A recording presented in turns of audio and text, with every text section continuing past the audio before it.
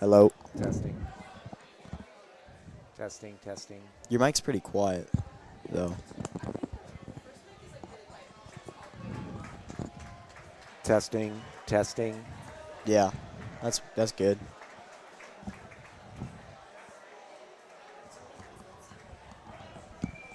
Okay.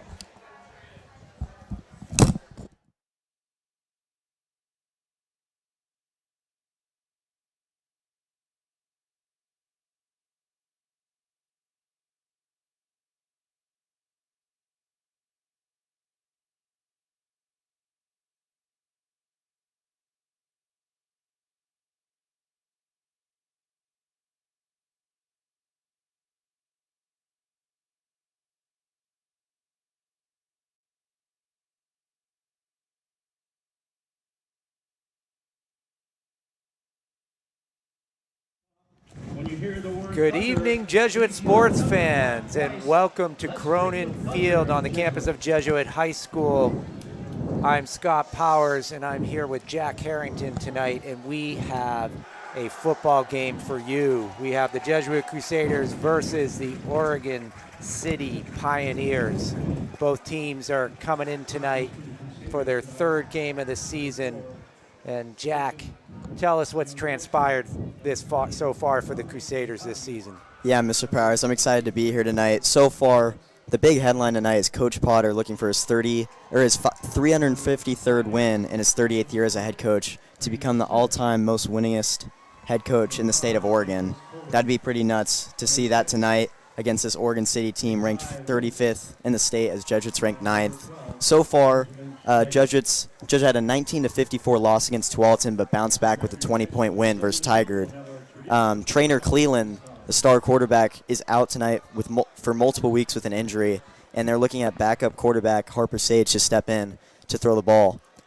So far, that was going to say, Jack, so it's like, we often talk about like who's on the field for the Crusaders, but, to your point on trainer, it's like who's not on the field tonight. Yep. Trainer, and then who else is kind of injuries or just sick. There's a lot of sickness going around. Yep. Grant Valley, receiver and cornerback, who's had 3 interceptions so far, as well as 3 catches on a 50-yard average. He's out tonight, as well as linebacker Trey Spreen. So Jesuits going to have to go to the bench a little bit. Harper Sage has only thrown 1 ball so far in the whole season. And Trainer threw 5 touchdowns. He also threw 7 interceptions, which is one of the main reasons why Jesuit lost that first game after having more rushing yards as well as pretty much the same amount of passing yards. Coming into the game tonight, though, Oregon City's averaging about 6.5 yards per play. Jesuit's at about 8. But if Jesuit can control the ball, I think they've got a good shot tonight. And so this is kind of interesting matchup for the Crusaders, Jack. So the Oregon City Pioneers have played 2 Metro League teams. That's, for the Jesuit path to the playoffs is always through the Metro League. So tell me about these Oregon City Pioneers. Yeah, so Oregon City's won by 20 against Grant in their first game of the year. They lost by about a touchdown to Mountainside, who's actually ranked higher than Jesuit. So Jesuit knows that they've got a good competitor coming in here tonight. They're in the area. They've been in the area. And I think it'll be up to kind of how well they can run the ball. With Harper Sage, I'm assuming they're going to try and get him comfortable early, see the ball, have a couple catches early on, and I think the franchise O-line will have a big task tonight. Yeah, I think to your point, when you got a young quarterback, stepping into kind of big spotlight, Friday night lights here at Jesuit High School, I'm sure Coach Andreas, offensive coordinator, is going to try to. What rhythm can we get going?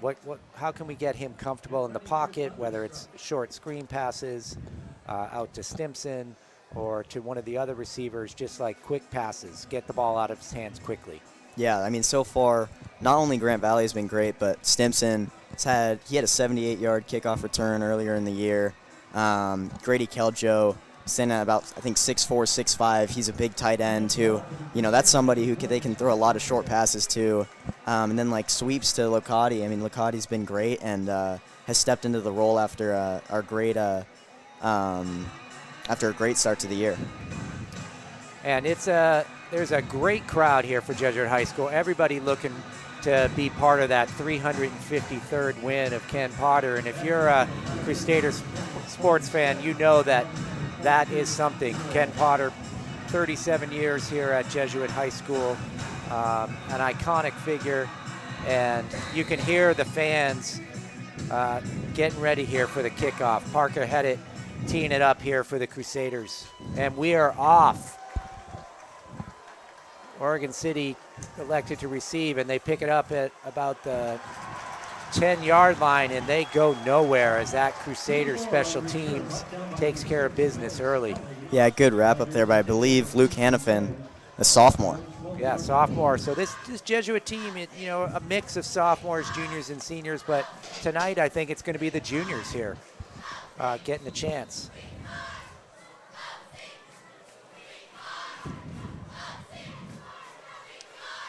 So let's set the defense for the Crusaders tonight. So we have Roman Mallard at linebacker, Joe Stimson playing in that free safety position, Jack Tunge, outside linebacker. We'll get back to it after this play as Oregon City comes up to the line in the shotgun. The man in motion trips to the right. Yeah, and the quarterback tonight for Oregon City, Benjamin Schneider, senior. And the Crusaders wrap that up for no gain at the line of scrimmage. Yeah, continuing on the defensive line, another couple, John Ching and Soren Gaston, two key players on the defensive line, both with a ton of size. And if Oregon City hasn't ran the ball particularly well to start the year. They've been beat both games in rushing yards and are averaging about 5 per play. And it looks like Luke Hannafin there kind of communicating to the defense, the two linebackers, him and Ben Galuzzo kind of captaining the defense here for the Crusaders. Oregon City looks to pass early, and that is broken up. Good play by Chris Lowe there to break it up from Caven Rogers. And you're always on that first pass, you're kind of looking for that yellow flag, but that back judge kept it in his pocket, so good defense there by Chris Lowe. And that's going to bring up 3rd and about 12 for Oregon City we're just a minute into this game here on a beautiful night at Cronin Field.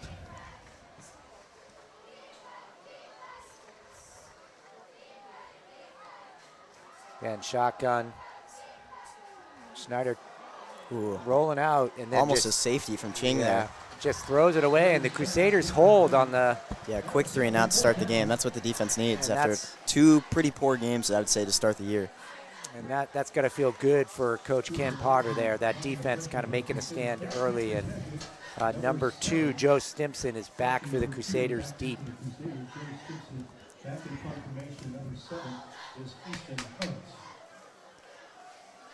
Yeah, as we said earlier, number 2, Joe Stimson, already had a kickoff return for a touchdown in the Tiger game.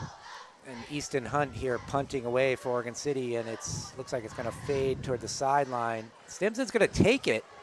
Yeah, interesting on the bounce. Oh, he picks up a couple yards. A couple of yards. You know, the ball bounced right.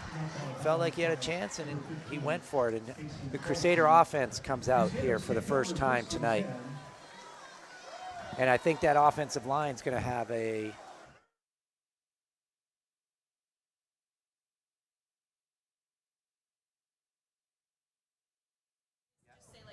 Yep. And it's 1st and 10 for the Crusaders here.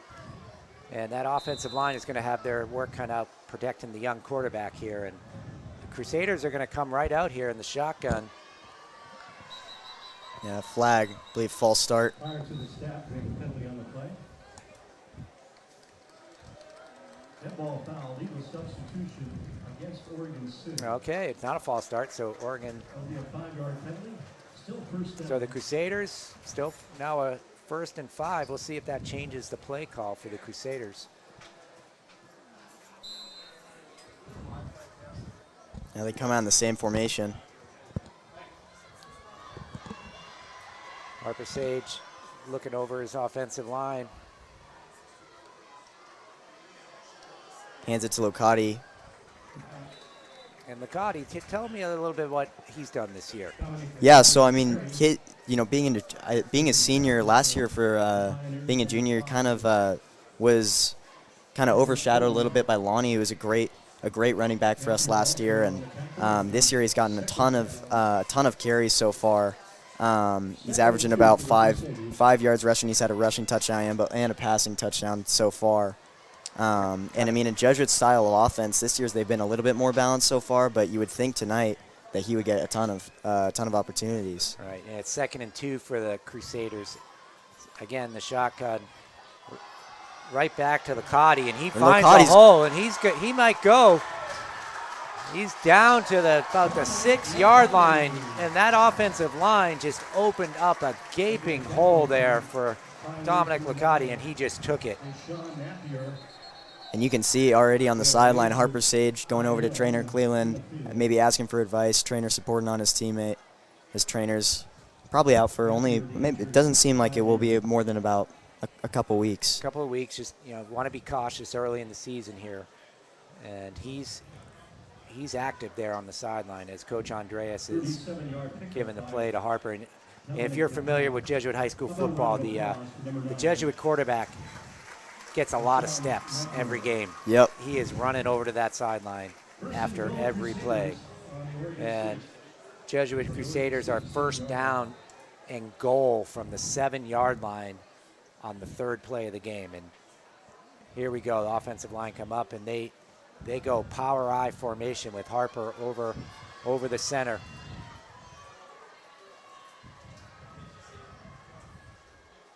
And they go right back to the Licati for about a couple, call it 3 yards, and it's going to be 2nd down. Short gain on the play. Yeah, I believe that was Nicholas Kohler stopping in about the 3. So we're going to be called 2nd down, 3 yards to go for the Crusaders here.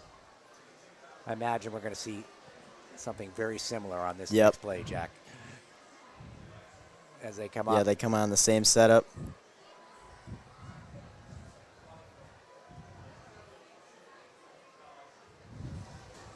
They go the other way with Licati, but he cuts back. Yeah, great move by Licati there for the easy touchdown. Yeah, he read that really well. He saw that maybe that was by design or he just made the read, but he just walked into the end zone untouched, and the Crusaders are up 7-0 with 8:45 left in the first quarter. And Parker Headed's out here for the extra point. He is perfect on the season here, 7 for 7, and he is looking to make it 7-0 for the Crusaders. Yeah, and Harper Sage at quarterback, I mean, no throws to start the game, and that's not necessarily surprising, but he's obviously found a little bit of a rhythm with Licati and a quick touchdown after a 3-and-out. And that is right down the center of the uprights, and the Crusaders are up 7-0. So, Jack, if you're, thinking about how you'd like the first series to play out when you got a young quarterback, I don't think it could have been any better for the Crusaders. Yeah, I totally agree there. I mean, you've got, and Licati, you've kind of developed a little bit of a trust in the first 2 games that you can give it to him, and he's going to make a couple good reads. And so far, the offensive line, who hasn't necessarily been projected to be an amazing offensive line this year with not a ton of size, they opened up the gap for him on that 37-yard run and 2 little runs to get into the end zone. Yeah, up until this game, the Crusaders were actually approaching the offense with much more balance. I think from plays from scrimmage, it was about even, 18 passes, 17 rushes. Out of the gate here, we got 5 rushes in a row, and they're in the end zone. Yep. And Parker Headed teeing it up here again, and Oregon City, not the start they would hope for, but let's see what if they can make an adjustment here on the second series.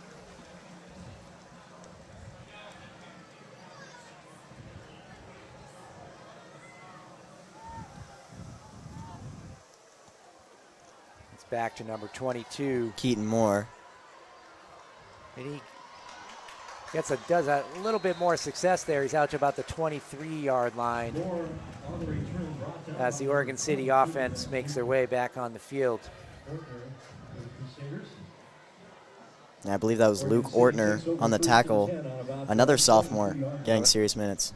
Yep, that, typically on, you'll see some of those sophomores, those talented sophomores getting a lot of reps on the special teams. And Oregon City comes out, shotgun formation, tail back to the right, and they look to hand off, and nice spin move, and a nice little gain, and he breaks it. Oh, and just, he almost broke that. Yeah, that was Jack Tungy coming up with the tackle, but I believe that was Mitchell Johnson with the run. A few missed tackles there for the Crusaders. I'm sure Brian Martinick, the defensive coordinator, is going to have a little conversation there about making sure they stick those tackles when they get the opportunity. So we are 1st and 10 now from the 43 for the Oregon City. And looking to pass, a little inside screen. Crusaders read it well, short gain, probably about 2-3 yards there for Oregon City. It'll be 2nd down, maybe 6-7 yards for a 1st down. Yeah, I mean, I think that's kind of the strength of this Jesuit defense, kind of the outside corners and outside backs. So far, I mean, even in that screen pass, you could just see they were on it. Kind of like Chris Lowe at corner, Kyle Goodwin, Nathan Bowie, and then Joe Stimson at free safety back there. So again, a 2nd and 6 here for Oregon City, and they're going to keep that screen pass. They're seeing something that they like here, and they get Breaks another a couple tackles. Another 1st down there for the Pioneers. And good little adjustment here for Oregon City. They came out, went 3 and out, and made a little adjustment, saw something, and now they're moving the ball down the field. And the Oregon City quarterback's having some time, a little bit of time. He's getting ready quick, but he's got some time.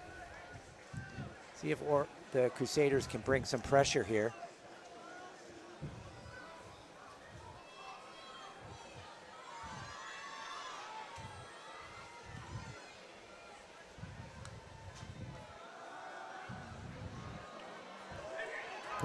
Ooh.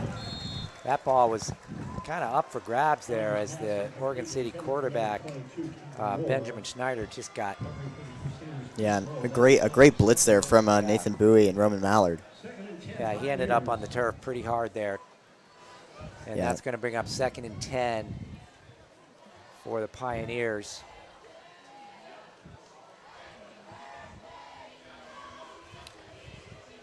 And looks like Galuzzo kind of, again, taking it in from Coach Martinick and directing traffic there for the Crusaders. Schneider gets the snap. Quick Run look. a slant, Ooh. but almost And Joe picked off by Stimson. Stimson came up quick. And I think he would like another opportunity at that. He just read it a little bit late, but a great play, knocking it down. It's going to be 3rd and 10, and Pioneers here are trying to keep this drive going.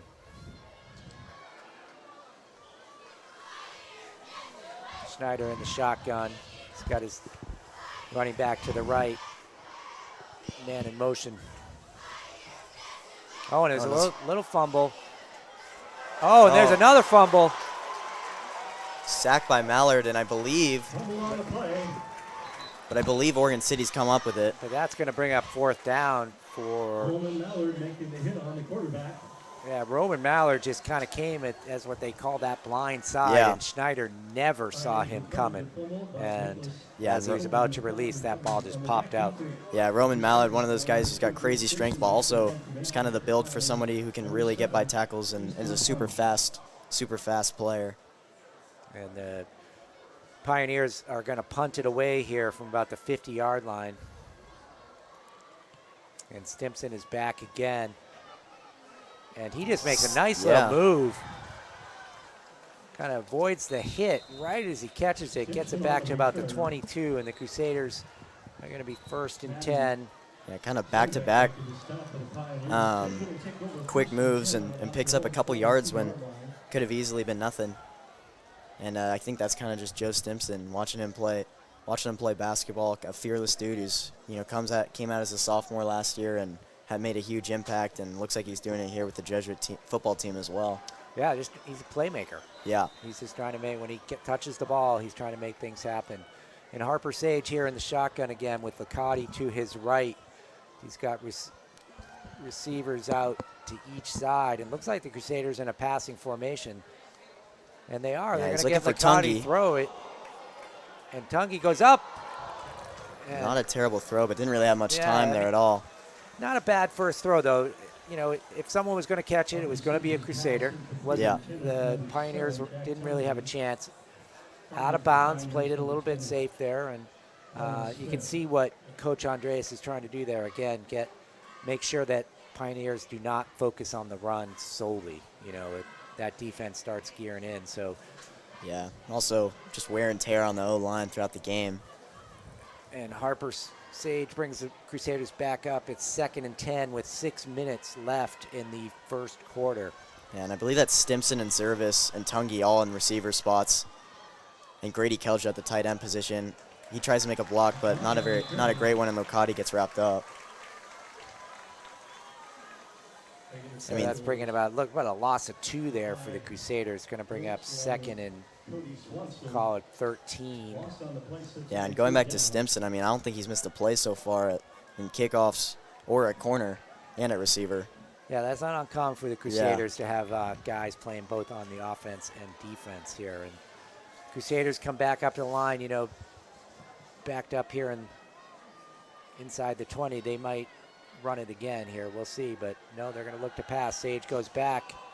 He finds that next level. Finds Stimson close to the first down, but a little bit short. Couldn't quite get there, so it'd be interesting to see what the Crusaders do here. The ball's on about the 32-yard line. Yeah, and a great little bit of kind of misdirection there from Grady Keljo coming off, and he's got Stimson just a couple yards behind him. And that's a great throw. I mean, that's 2 pretty solid throws to start the game for Sage. And I think the Crusaders are going to punt this away. I don't think you want to give the ball away here on downs. Yeah. And Parker headed Sage is coming out here. So Sage Harper, they're going to go for it, or at least try to maybe draw the Pioneers off. And they go power I. Yep. And they're going to say, we're going to get 2 yards.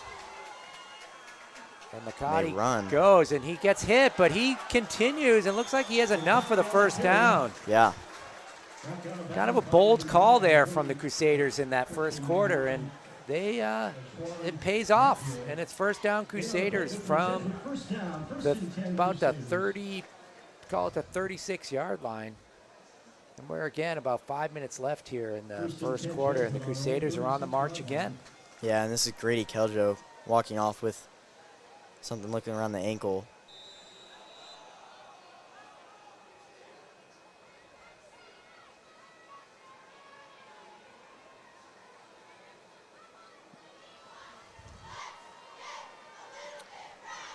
Sage brings him up to the line again, and they're going to stay in that power I. Receivers out wide. And Licati right through. He picks up about 5 before the kind of moving back. They might even give him 6 there. Yeah, and that same run as the big play earlier. That time Oregon City wraps him up. Right, they are running to that left side of the line tonight. That seems to be the go-to play for the Crusaders as the clock continues to tick here in the first quarter. Approaching 4 minutes left. 2nd and 5 for the Crusaders. We'll keep you updated on Keljo there getting treated by the trainer. Hopefully he'll be able to come back tonight. Can you see that the video board? Can you get the graphics on the video board?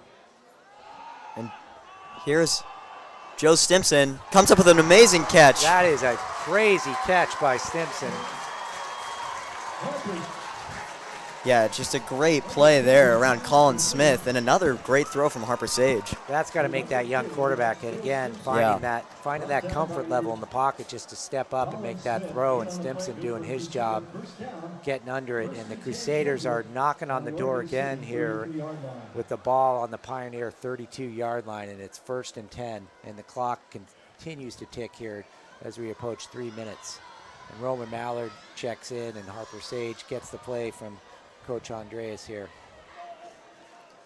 Yeah, and Roman Mallard, not only is he a left back, but plays a good amount of running back as well. And he's going to be the tailback here with Jack Tungy playing fullback.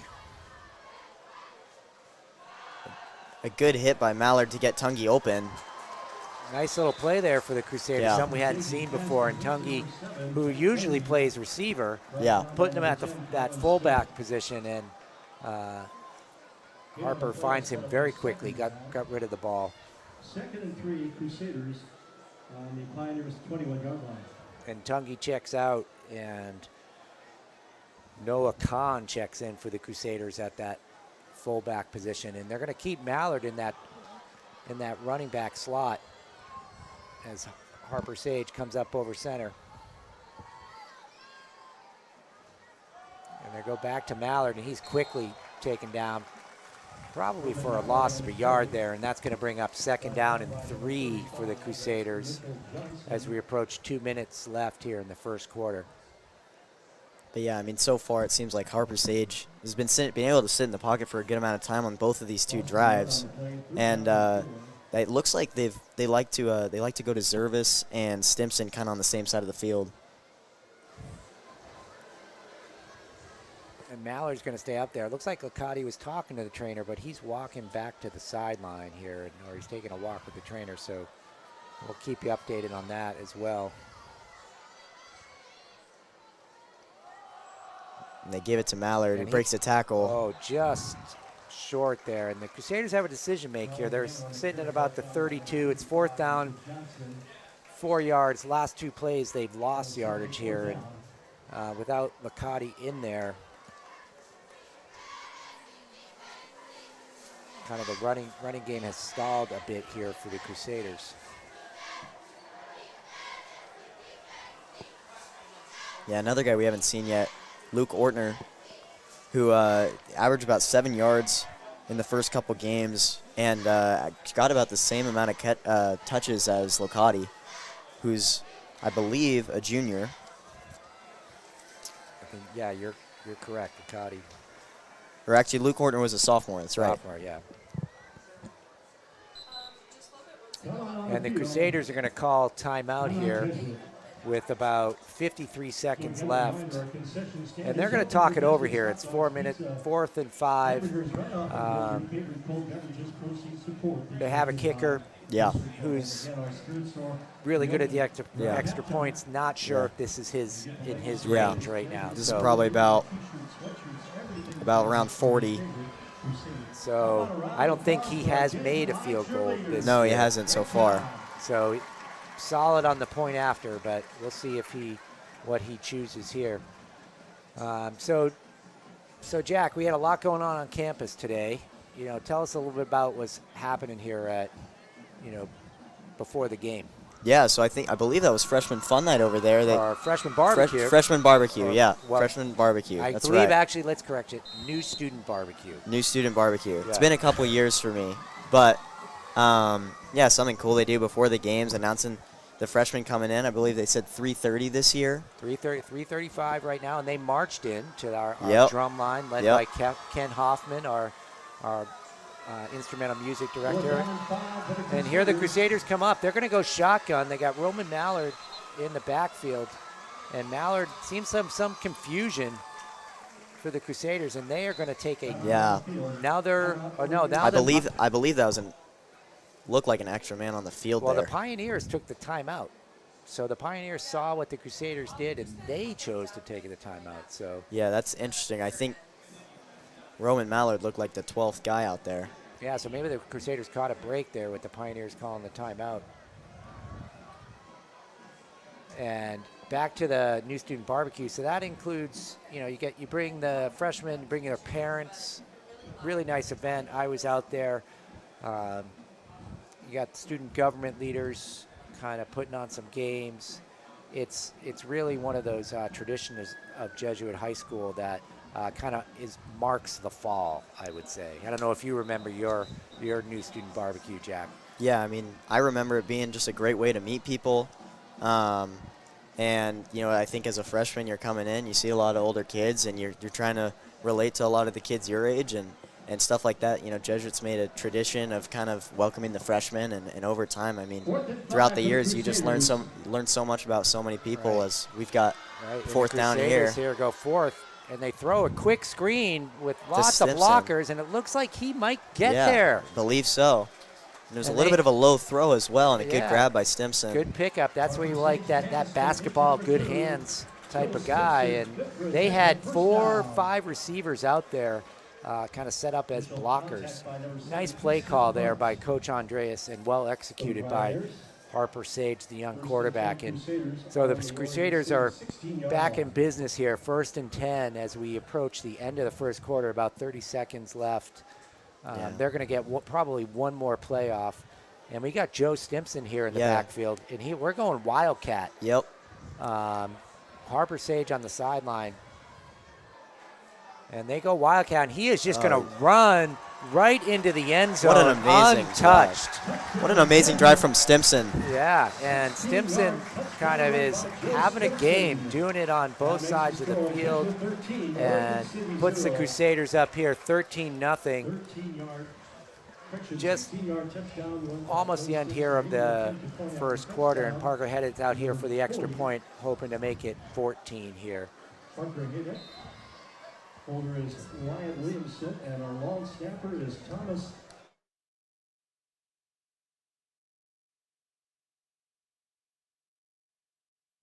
Dylan. Yeah, and we're going to have a sideline report here as we come to the end of the first quarter. Fingers up, and the kick is good. 14 seconds remaining in the first quarter. The score. Hayden makes it 9 for 9 on the year in PATs. And the Crusaders again, Jack, this is really the start that couldn't ask for a better start here for the Crusaders.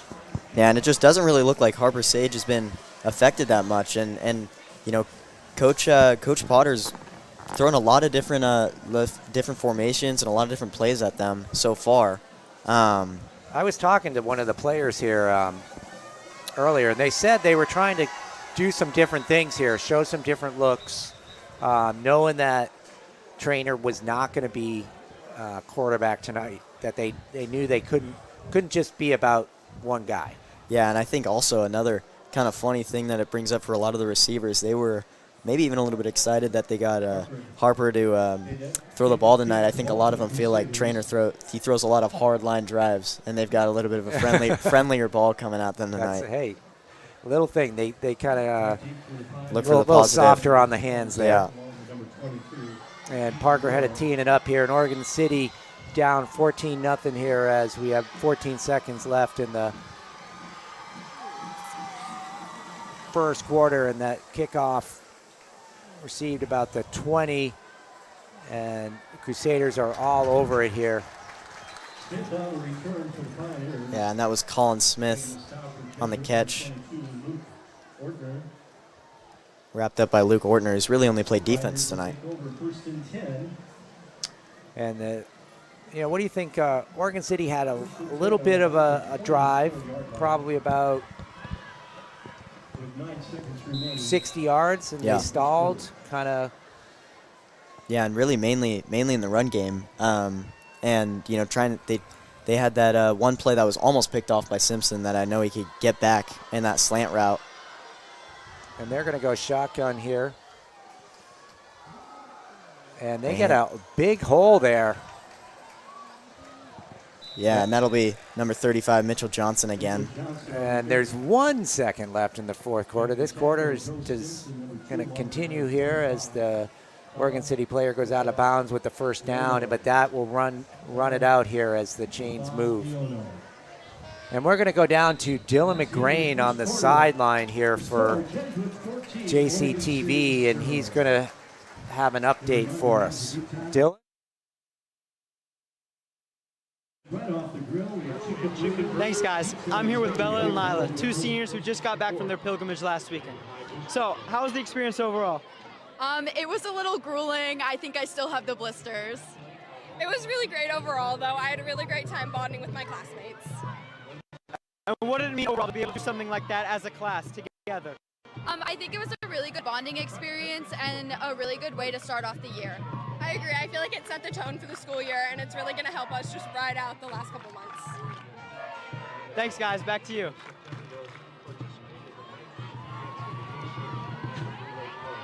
There we go.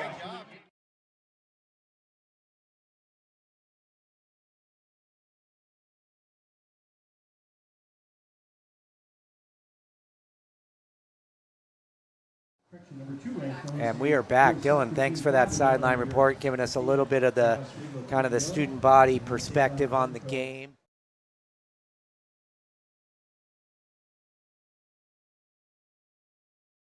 Back here with Oregon City here at Schneider rolling out.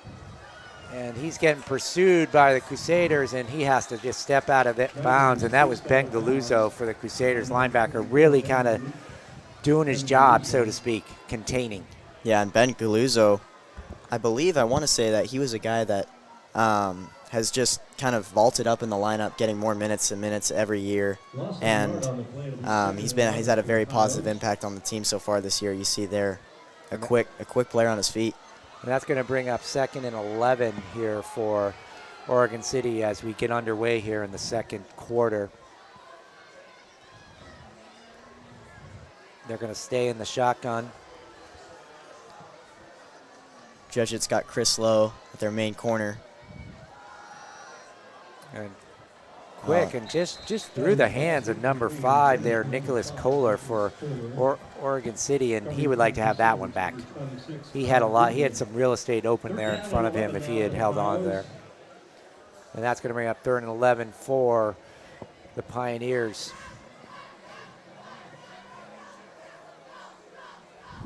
Jesuit defense getting organized. Galuzzo shouting out instructions.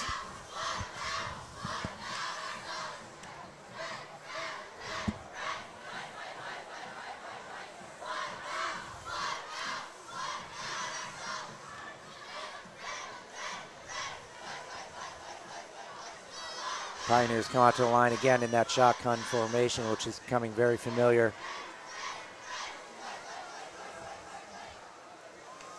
Looks like Crusaders trying to bring some pressure, and he rolls Here's out. Schneider for a deep throw over Roman Mallard. He's That's got a it. beautiful pass, and Mallard was just a step behind, and really well done there by the Pioneers. Yeah, that was Easton Hunt on the catch. And the Pioneers trying to get something going here in the second quarter. Not the best first quarter for them, but they're moving here as they have the ball on the Crusaders 32 here in a 1st and 10. Yeah, and that's a play you need at poor field position at 3rd down, and you're down 0-14.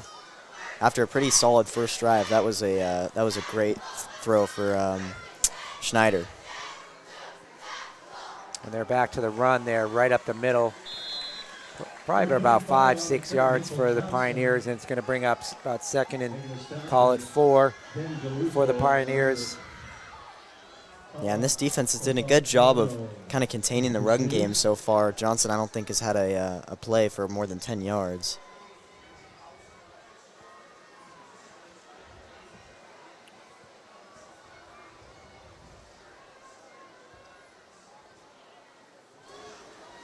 Man in motion for the Pioneers. He's just going to toss it up there again. Just dropped. Mallard was there, but number 22, I think that's Easton Hunt, or no, Keaton Moore, excuse me. 22 is Keaton Moore. And Covering for the Crusaders, Roman. Really a good throw by Schneider. He's showing us something here. Yeah. And so far, both Moore and Hunt have pretty easily gotten by the corners, and they're kind of throwing it over us right now.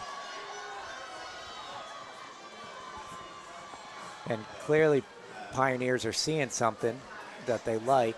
I guess that single coverage, the safety is kind of stepping up, looking to stop the run. So that's making that kind of single coverage Yeah. there for the Crusaders. So it looks like Stimpson's coming over here. And they're going to go back to that same spot. And it's picked off by Jack Tungy. What a catch. Yeah, just a great read there. And that's got to feel good for the junior. He just read that perfectly. Number 7, Jack Tungy. Yeah, I mean, that's huge for Jesuit if they can have a guy like that after Grant Valley. And it being looks like, oh, they actually called it back. They must have said it was incomplete. Wow. Woo, if we had that on replay. Yeah, they're saying knee down before the catch, huh? Well, I mean, if he caught it, even if he's on his knee, I think they said the ball touched. Yeah. That is interesting. We'll have to bring that up in the Jesuit Media Lab and really kind of break that down, Jack, on Monday. And here are the Pioneers with trips to the right, and they're going to go that way as Schneider rolls out, and he just throws it away there on 4th down, and Crusaders are going to take over on downs. So the defense bends, but does not break here, Jack. Jesuit ball, 1st and 10. Yeah, just I feel like a pretty solid start to this defensive side of the game for Jesuit after allowing almost 80 points in the first 2 games. Had pretty good pursuit of the quarterback when he's running. Right. And it looks like Roman Mallard is going to stay out there at that tailback position as Dominic Lucati has not come back onto the field.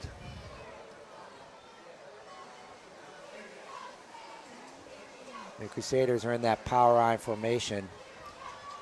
Yeah, and can't quite see who the fullback is. It might be Luke Ortner there for the first time tonight. No, that's Joe Stimpson. Brought down by number 9. Yeah, and I believe that was Noah Khan out there at fullback, kind of leading the way. So it looks like, Jack, what we're seeing here is like running back by committee a bit tonight. Yeah. Looks like Dom tweaked something. He's not coming back out, and looks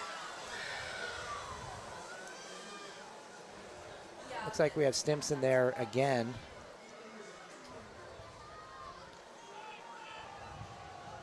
And he's going to get around the corner, and he might go. He's just accelerating there, and he picks up.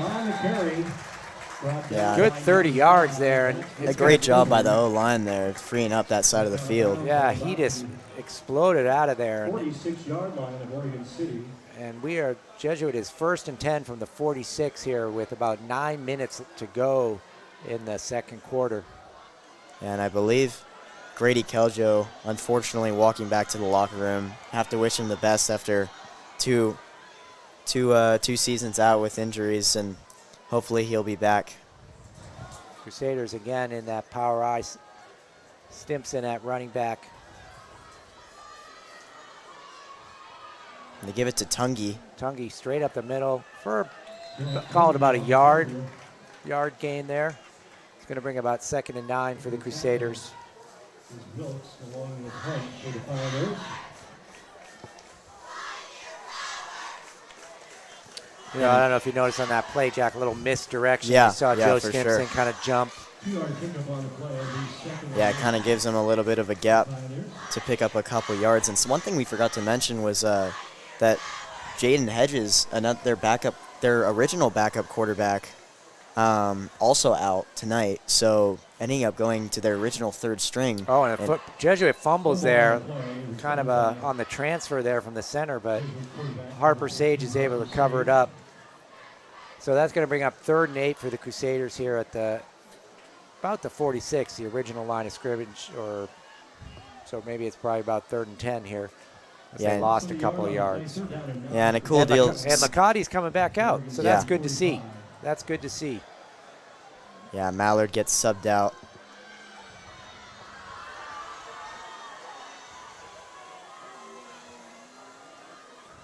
So they've got the 3 receivers out there, Cerebus, Tungy, and Stimpson, and McCarty is in the backfield. And it's just a little dump there to Licati, and he's trying to get almost to the first down. And I think the Crusaders here are going to be have another decision about 4th and 1.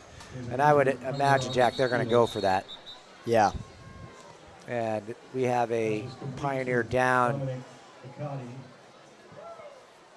So other things going on this year. We just tell me what you did last weekend, Jack. Yeah, we went on the senior pilgrimage, a really awesome experience, and another one of the Jesuit campus ministry kind of events that I guess you get to, or retreats that they have, and just a great experience to be able to kind of connect with your fellow seniors in your last year and kind of come together as a community and do something pretty cool and have to do it together going on a 12-mile walk. Yeah, and if I remember correctly, that was the 30th year of the pilgrimage.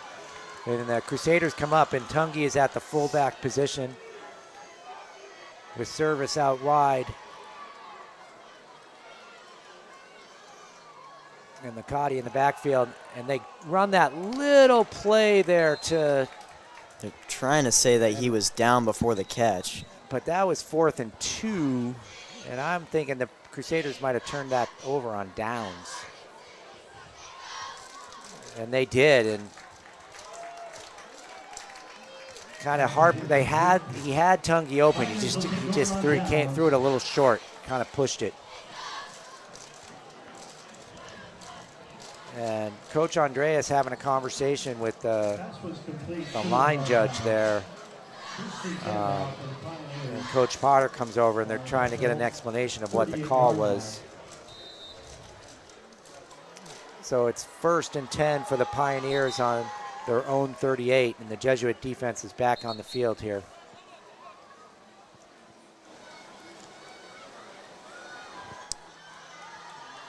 We have an officials timeout here as they discuss.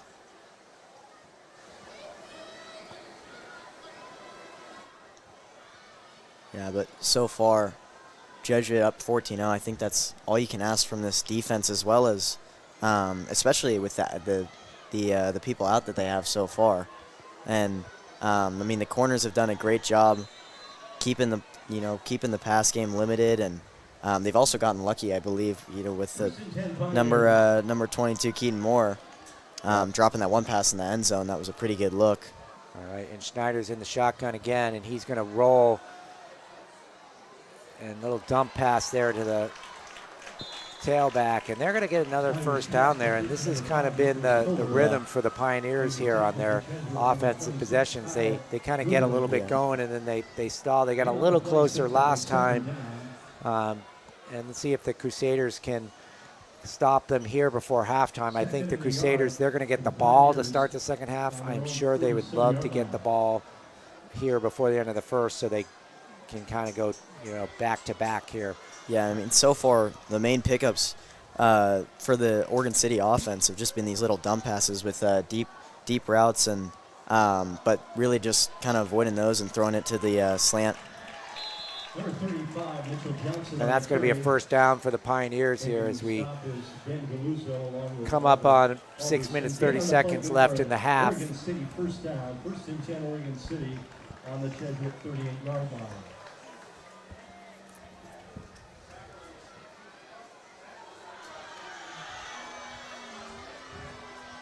And I think that so far for the Jesuit, going back to the offense, they've had a great balance so far, and throwing a lot of different misdirections at them as they throw a quick out route to number 4, Kevin Rogers there. And again, the Oregon City is doing some things well here on offense, and they're getting rid of the ball quickly. I think when Schneider has held onto the ball, the Jesuit defensive line has been able to get some pressure. But when he gets rid of it quick, they're having some success.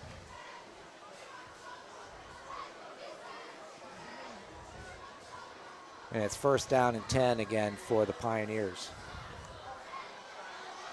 And they run straight up the middle. Nice little spin move. It's going to be wrapped up by Tungi. Wrapped up, probably gets maybe about, call it 5 yards on the play as we approach 5 minutes left here in the first half. Number 7 is Jack Tungi, along with number 58, that's John Ching. Gain on the play sets of a second down.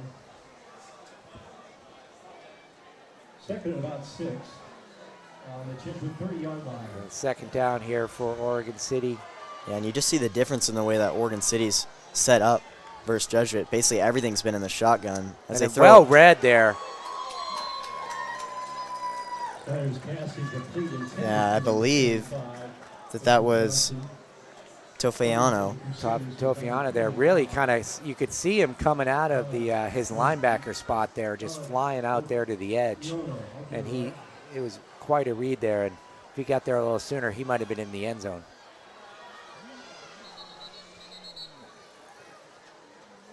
And we got an official's timeout here with something with the quarterback's equipment. So they're going to have to bring in the backup quarterback. So number 9, Tejan Napier is coming in. Napier now at quarterback. As he's looking for the play, so Schneider's going to have to sit out this play at least. Yeah.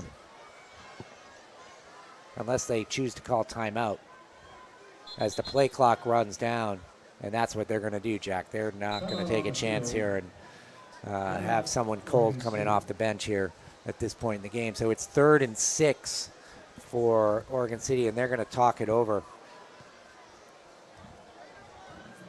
And going back to the pilgrimage, Jack, so how many miles do you guys walk? Do you remember? Yeah, so it was about 11. I remember it was about 11 and a half miles until you stopped. You stopped. You have about 4 stops and about 12 miles. But your last kind of segment of the walk is about like 4.5 miles. Pretty uphill, and at the time it was typically I think the wind's blowing in your face, and when it starts raining you're getting a little bit of sideways rain in your face, so that was fairly brutal, but it's pretty cool once you finish. And then between kind of the tradition of feet washing and mass and all that stuff, you really kind of form a bond. And also getting to the overnight part of it this year was really cool. And little bonfire. Yeah. All right, as the Pioneers come back out, and Schneider is back it looks like number 19 is at quarterback, Miles Wise here. Yeah. And he's going to hand it off, and they're going to get the first down and a little bit more here. Wow. And Johnson with a couple great moves. And the backup quarterback does the job for the Pioneers, and he is getting welcome back to the sideline, the conquering hero for the Pioneers. Sometimes those guys don't see the field often, and when they do, it's nice to see them have a little bit of success, even if it was solely handing it off. Schneider getting the play here from the sideline, and it is 1st and 10, about 4 minutes. Just under 5 minutes here left in the half, and they are coming back again in that traditional shotgun with a man in motion. And again, rolling out, and the Crusaders pursuing, and it looks like it's complete. They're going to call that complete, about the 1 yard line. Yeah, and that's just a really good throw on the move. After you got John Ching running after you, and kind of great throw there out to the 1 yard line. I think they're going to name it. Yeah, so the Pioneers are knocking at the door here with just about 4 minutes left in the half, and Crusaders are kind of changing personnel here on the fly as Roman Mallard comes back in, and Pioneers power set. They're going to try to just push it in, and they do, but it flag on the play. It looks like there's probably going to be an illegal motion, I would imagine, or a false start there. Yeah. And we'll wait for the refs to give us the signal. Illegal shift, and that's what was a 1 yard is now you're going to be 1st and 6. Yeah.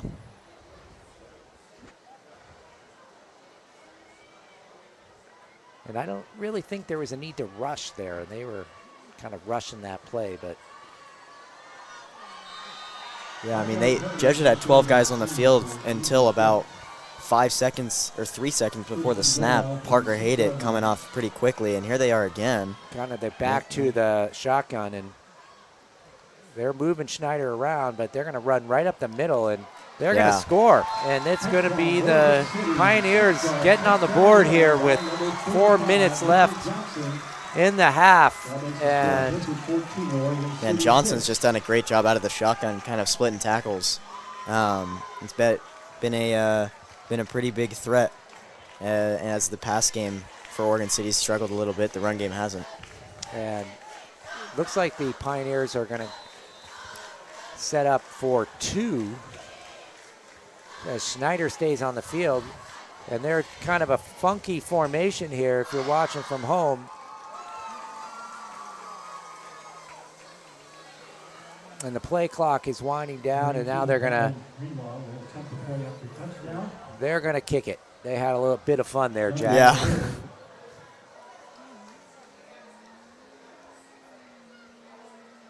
And that is right through the uprights, and it is 14-7. Crusaders out in front here. Yeah, and so Jesuit gets the ball back, but unfortunately after a score. We'll see what Harper Sage can do to end the half. And you're right, they do get the ball back at the beginning of the second, so. And the Crusaders be on the receiving end of the kickoff. Coach Cameron getting the special teams ready here.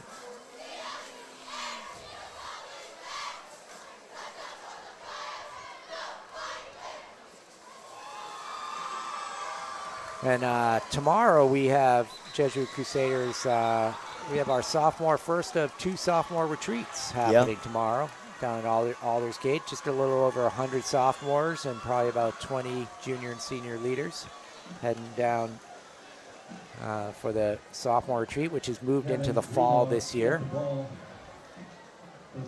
Yeah, and it's cool that Jesuit's able to spread it across basically all the different classes, and obviously most people talk about the junior one, but they're all pretty special. And back deep for the Crusaders and Stimson.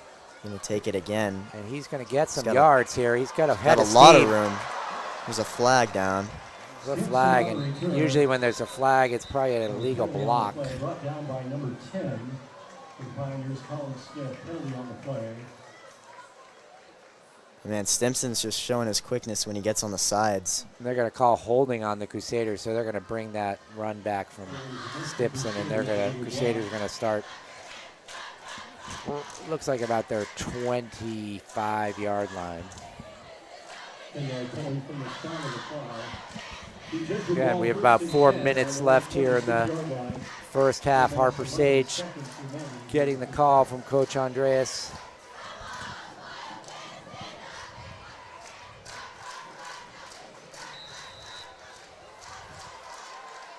Dom McCarty is going to set up to his right. They blitz, but they go the other way. He gets around that corner, and he's still going. He might go. He breaks a couple tackles. Great job there. What a run by Licati. All the way down to the Pioneer 30-yard line. He just kind of hung with it as the blocking scheme kind of developed for him. Yeah, and they're, the blitz up the other side. He goes the other way, and a great job there to also hold on to the ball.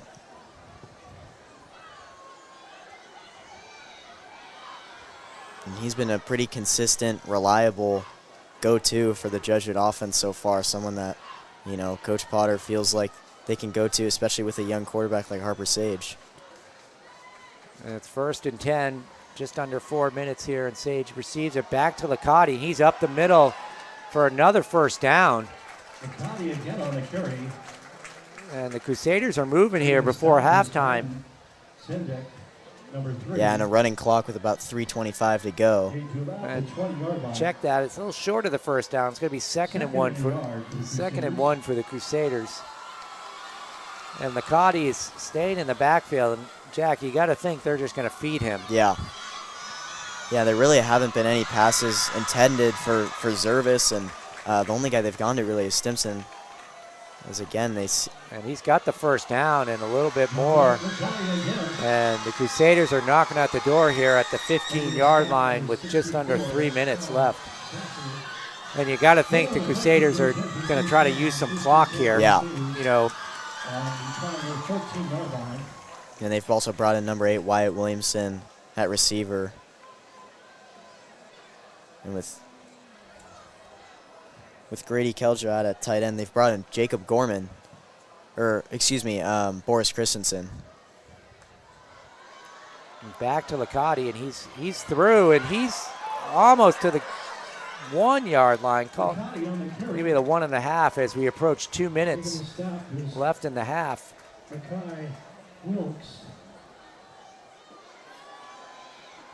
Game on the play down to the 2-yard line. It'll be first and goal from about the 3-yard line. First and goal from the 2.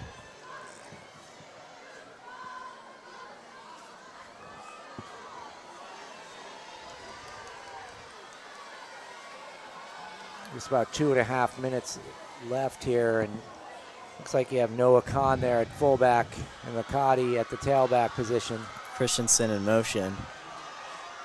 They go right back to Licati, and he is untouched. And the Crusaders up 20-7 here. Parker Hedrick coming out for the point after. Yeah, just a pretty impressive, I believe, 5 straight runs from Licati there. This is QB trainer Cleveland hyping him up when he comes off. And that's kind of the response you want, Jack. You give up that touchdown, and you are right back down the field and into the end zone. Attempted point after touchdown. Williamson will hold. Long snapper. And I think if we look at that, that was about 1 minute and 30 seconds for the Crusaders moving down the field. Yeah.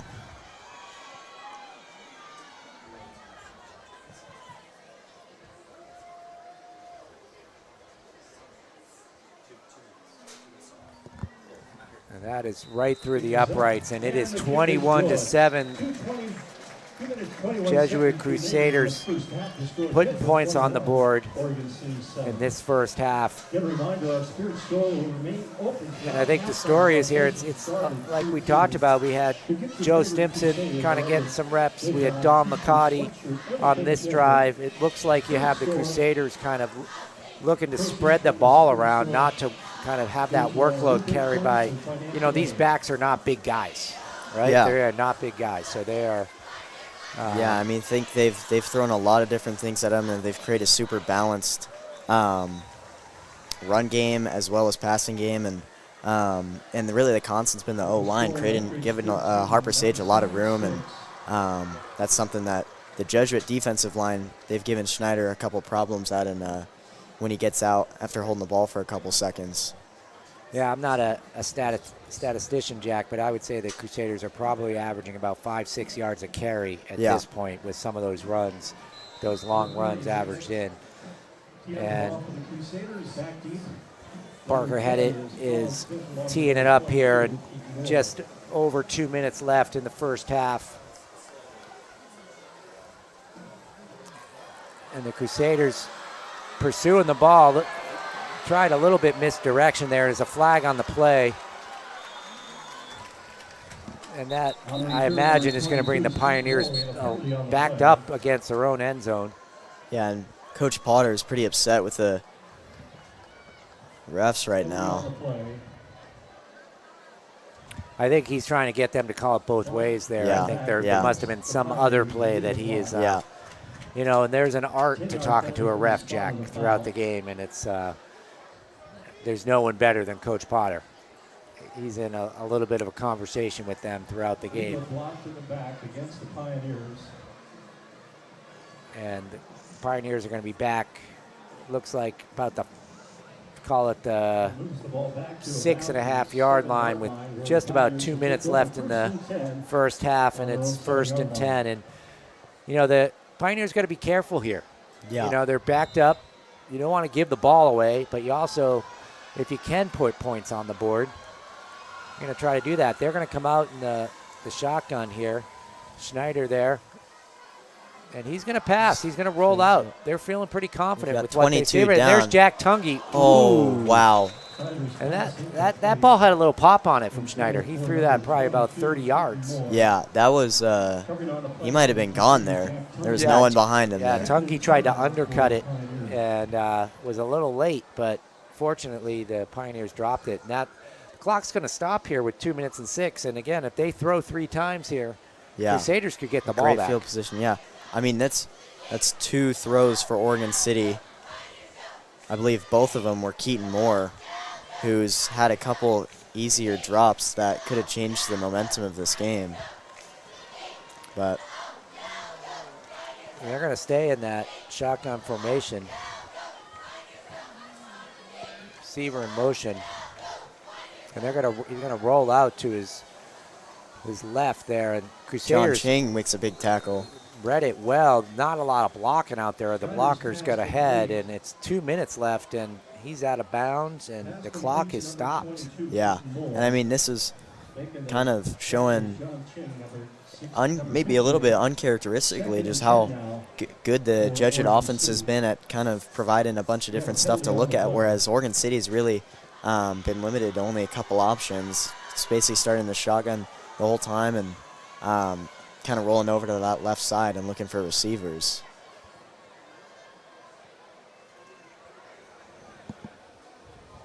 And the Crusaders make it looks like the coaching staff, Brian Martinick, the defensive coordinator, is calling in the play, and Crusaders kind of encouraging each other. They would love to get the ball back here before halftime. And this is about 3rd and 10, 2 minutes again. And, you know, for Oregon City, you know, you kind of look back on a game and you kind of defining moments. This could be one of those moments, Jack, here. Yeah, especially with Jesuit getting the ball back at the beginning of the second half. If Pioneers don't get a first down and the Crusaders end up with good field position, they don't need a lot of time to score, which they've shown. And Pioneers are going with 4 receivers, and they go for the little dump pass. Yeah, and that's to their running back, Johnson. Kind of seemed to be the great call because he's moving. He's up around midfield. Again, a little bit of like what we talk about. Football's a little bit about kind of misdirection there, and I think Jesuit was keyed in on some of those receivers, and they just dumped it to the back. And Oregon City's moving 1st and 10, about 1:30, and now they have some huddle. They have some urgency here. And there was a kind of a read run option, and looked like the Schneider kind of made that call late, handing that ball off, and the clock is ticking with about 1 minute left here. And Oregon City's playing hurry up, and they're spiking the ball just to stop the clock. So it's going to be, I believe that's going to bring a 3rd and 10 here, so a 3rd and 12. And that's going to, Crusaders kind of bit out of a breath, so they kind of get to catch their breath there. And 1 minute left here before halftime. It'll be 3rd down. 3rd down and 12 now for Oregon City.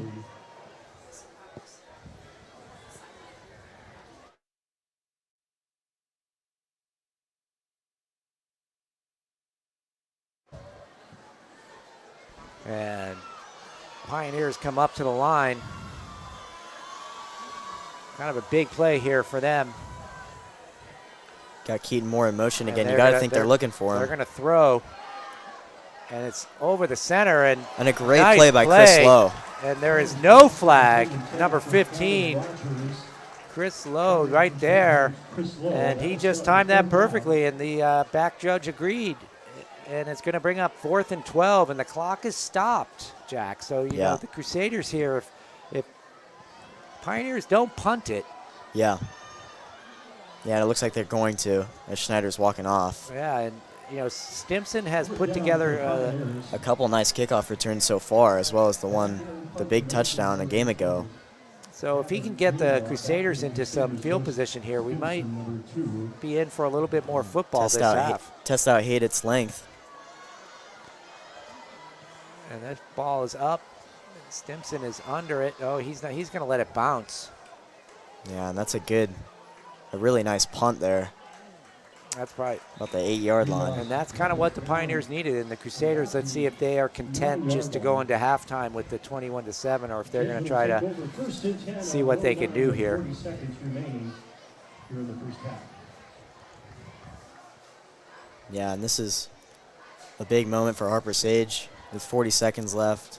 Gives him a little bit of, he's in only about, they're on the 9-yard line.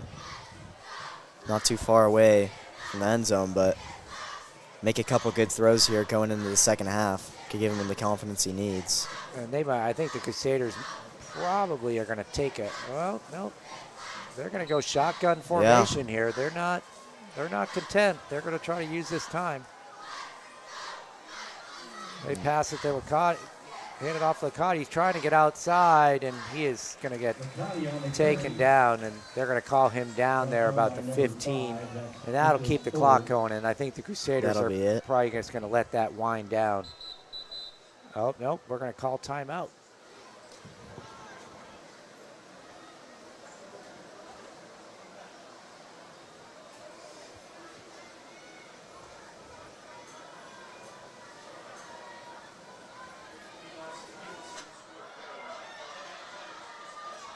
Looks like an official timeout. He is discussing something with the Oregon City lineman there, Callan Saffer. And now the clock will start, and I think that will bring us to halftime as the Crusaders are not going to run another play. Yeah. And we're going to be going down to the sideline to our sideline reporter, Dylan McGrain, here as the clock winds down with another sideline report. And that's the end of the first half. The score, Jesuit 21, Oregon City 7. A reminder, our Thanks, guys. I'm here with freshmen Miles and Mason. How's your guys' year been so far? Pretty good. Making lots of new friends and really enjoying the vibe of high school. Yeah, I agree. It's been really fun making new friends and just experiencing high school. Yeah. And you guys just came from the new student barbecue. How was that? Was it good to see some of your classmates' families? Yeah, it was really fun, and getting to hang out with my classmates and eat some food was pretty good. Yeah, the food was really good, and it was nice to hang out with friends. And what are you guys looking forward to about your upcoming year? I'm looking forward to finishing out the soccer season and making even more new friends as I continue. I'm also looking forward to finishing out the soccer season, and I'm looking forward to the golf season, and can't wait to make more friends. For sure. Thanks, guys. Back to you guys up in the booth.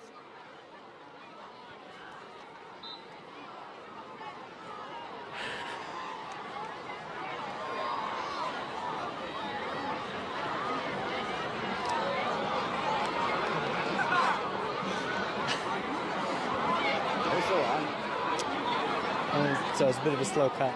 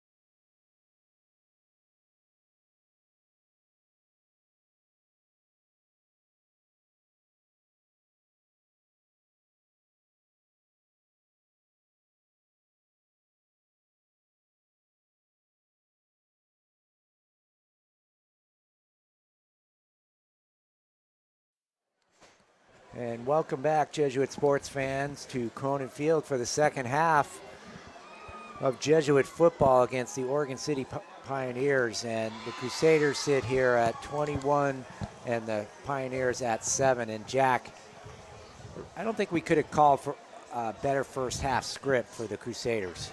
Yeah, for sure.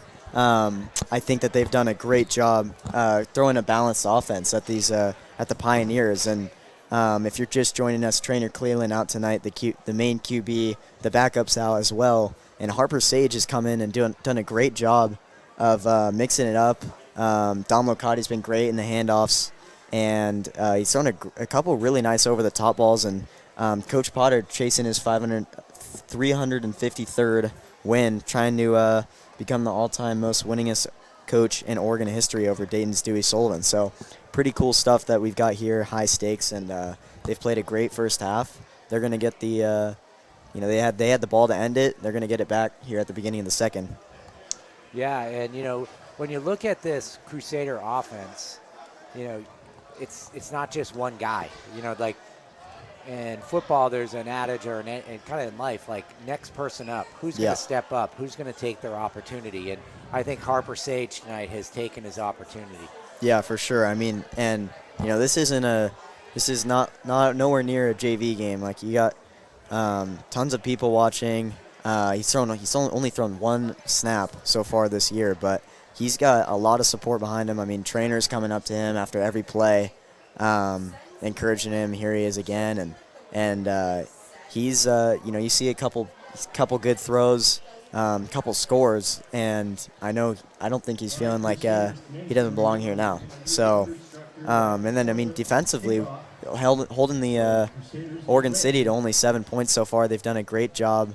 The defensive line has done a great job, and I think that they've had a couple mishaps maybe in single coverage where Oregon City's had a couple pretty good opportunities to catch in the end zone, but or have some long plays, and they've dropped it. So get a couple good breaks, and they're up by 2 scores. Yeah, I mean, if you're Harper Sage, you got Joe Stimson stepping up. Jack Tunge kind of getting some snaps on offense at that fullback position. Dom Locati. Yeah, I mean, and both Tunge and Stimson playing both sides of the ball basically all night is super impressive. Stimson's also playing special teams. I mean, Coach Potter's got a lot of trust in those guys that they're not going to get worn out, and especially for how much Stimson's moving. It's just his quickness. And what we haven't seen tonight is the turnovers, Jack. Yeah, for sure. I mean, they had seven picks in the first 2 games. Harper Sage hasn't thrown one yet. The completion numbers have been great, and they've just kind of had a couple grindy drives and tearing away at the clock and just throwing a lot of different looks at the Oregon City defense. And as the Crusaders come out to receive the second half, new tradition here at Jesuit High School. They have had AC/DC Thunder kind of at the start of the first and second half, and the Jesuit fans seem to be enjoying that.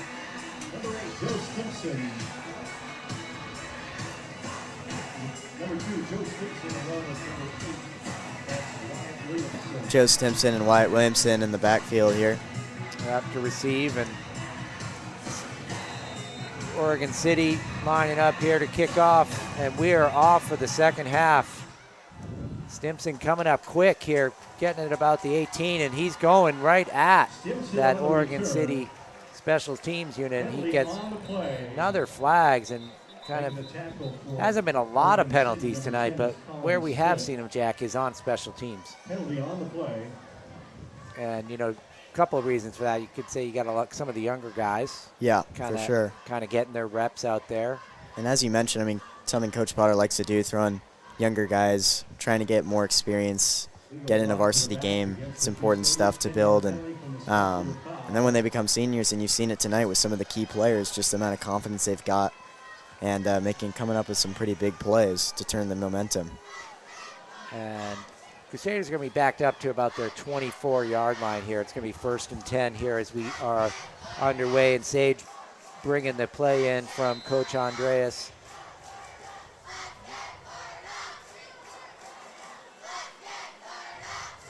kind of the Crusaders trying to take advantage of deferring the ball to the second half, and they're going to start with a single back here. Looks like Licati is that back. They fake the handoff, and they're going to air it out here to Stimson, and just a nice pass, and he's free.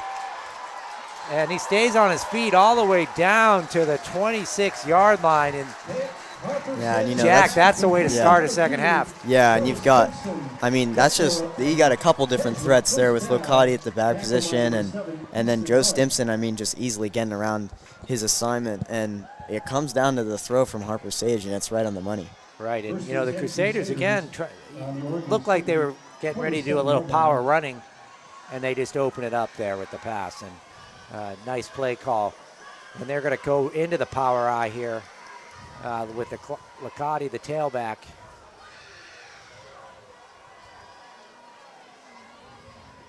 And they, a little fumble, and Licati does, I believe he missed it. It's going to be Oregon City ball. Oregon City's going to pick it up, and Jack, I feel bad. I mentioned the turnovers, and there it is. Yeah, first one of the game, and they really haven't turned the ball over in the first two either. That's, I believe, their only second of the season, and it looked like Licati had a pretty good opportunity to go down and grab it, but you might have missed it.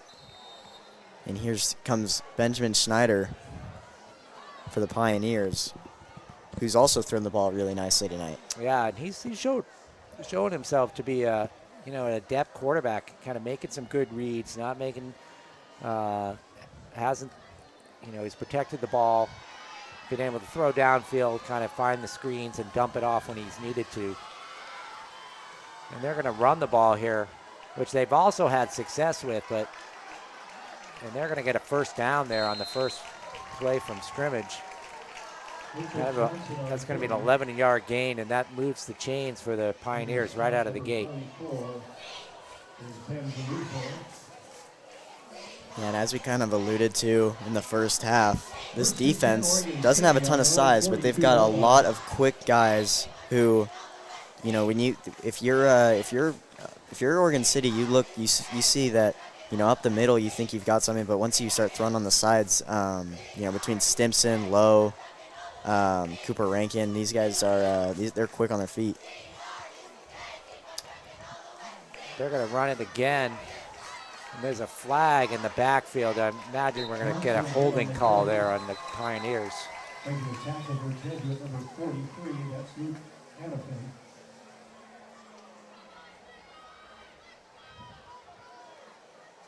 that's going to push the legal procedure. So it's going to push them back and 5 yards, and it's going to be 1st and 15 for Oregon City. 1st and 15 now for the Pioneers. Ball's moved back to the Oregon City 37-yard line. Ben Galuzzo again kind of captaining that Jesuit defense here, kind of relaying the play from Coach Martinick, the defensive coordinator.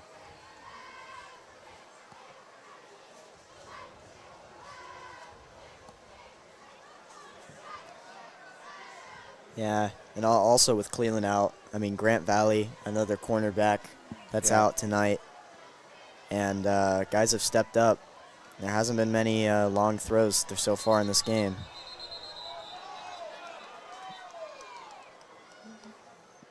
There's going to be a timeout called. Prior to the snap, timeout Oregon City, their first of the second. And I think that play clock wound down close to delay a game there. So about 10 minutes left here in the third quarter, 1st and 15, and not the start the Crusaders hoped for. Yeah. Second half. They had that big play, that nice pass from Sage, so that they didn't really give up field position there. Yeah. And see if they can kind of minimize that turnover here when getting the stop.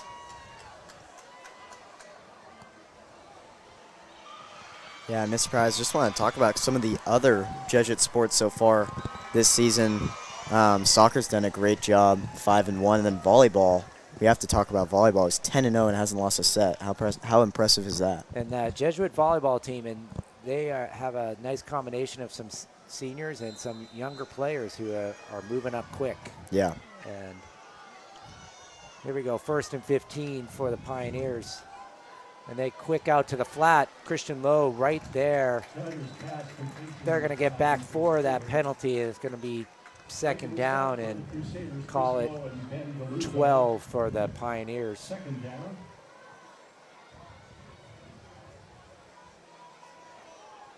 As the clock just goes under 10 minutes here left in the 3rd quarter.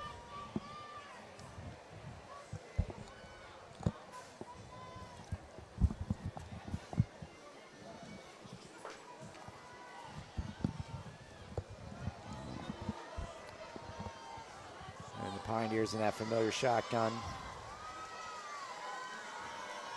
And they've gone to Keaton Moore in motion a lot. Jesuit brings some pressure. Oh, and that's a And Roman Schneider just trying to get it away because that pressure was coming and he didn't have an option there.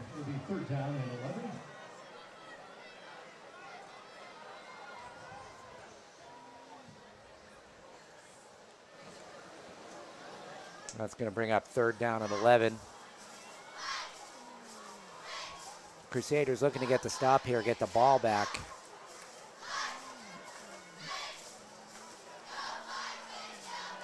And the Pioneers have done well on 3rd down tonight after that 1st quarter. And deep ball. Oh man. Ooh, and that the Jesuit defender had a beat on that. It looked like his feet got tangled. Yeah, it looked like his feet got tripped up with the receivers. That was number 26, Kyle Goodwin. Another sophomore for this defense. And the Pioneers are going to punt it away here, not trying to keep this game close, not want to give the Crusaders too good a field position here. Yeah, and Judge has done a great job of just very quickly getting into the,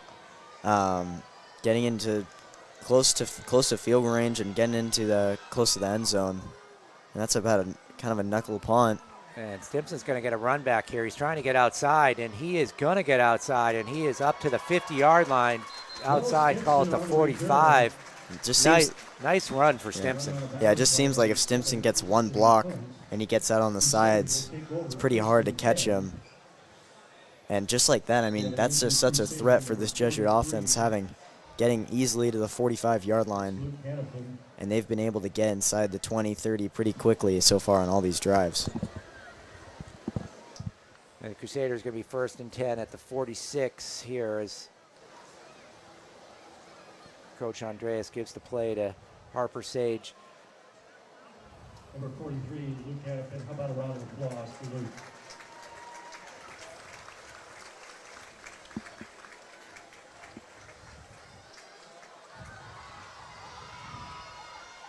I believe Luke Hannafin coming off the field here, going to the trainer.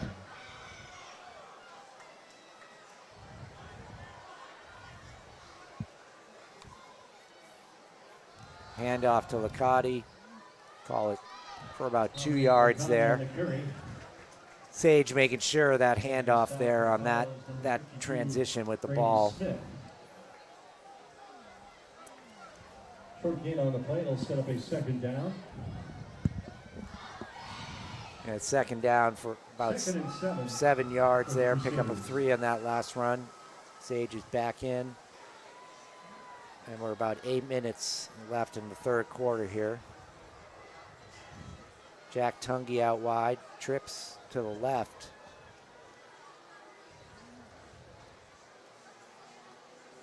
Sage quick out to Stimson. He bobbles it, but hangs on and picks up a couple there, and it's going to bring up a 3rd and 5 for the Crusaders. By Harper Sage, making the tackle of number 5, Nicholas Kohler. 3rd down now for the Crusaders on the Pioneers' 41-yard line.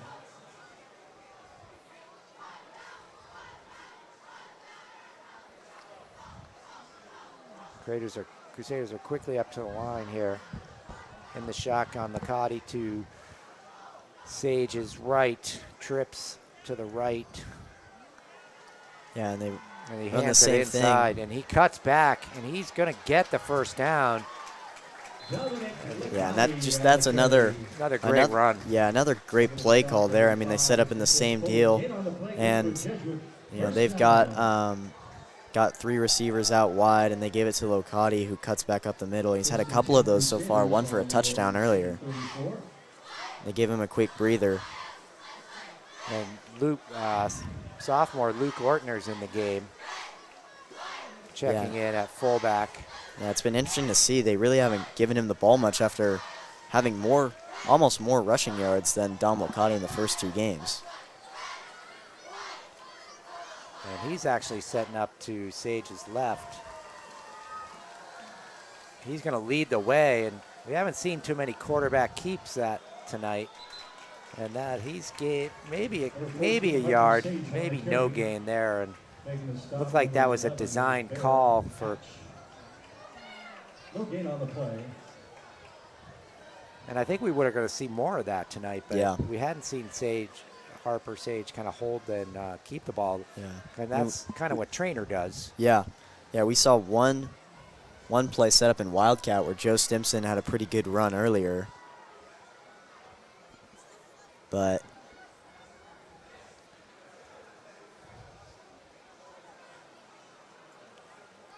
George Denny checking in, Ortner out. And they're going Wildcat again. You got Harper Sage out in the flat with the receivers. And oh, wow. Stimson, a nice little move, and he's going to get around. And he is knocked out of bounds, but not after getting a first down. And that's going to be 1st and 10 for the Crusaders at about the 15-yard line. Yeah, that's impressive there from Joe Stimson, that first step. Just a little bit of a jab, maybe learn that in basketball, and you get around to the outside. And again, can't give up that edge to Stimson tonight. And again, the Crusaders showing a little bit of kind of something different. Something different on offense. And Locati's back, and there 2 receivers out to his right, Locati to his left. Hands off to Locati inside, and Locati's going to go right up the middle for about, call it 7 yards. It's going to be 2nd down. Yeah, and I mean, this seems similar to the first 2 games, just without all the picks, and they've beat the other team in first downs and have they've held the ball for certainly more time than Oregon City. Looks like there's a penalty on that play. Yeah, you're right. Ooh, that's 1st and 20. 1st and 20. So that changes the dynamic. First down.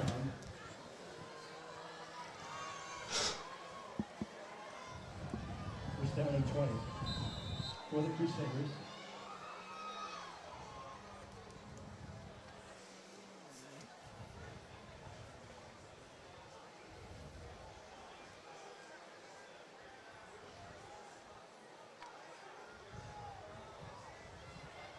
We're going to go trips to the right.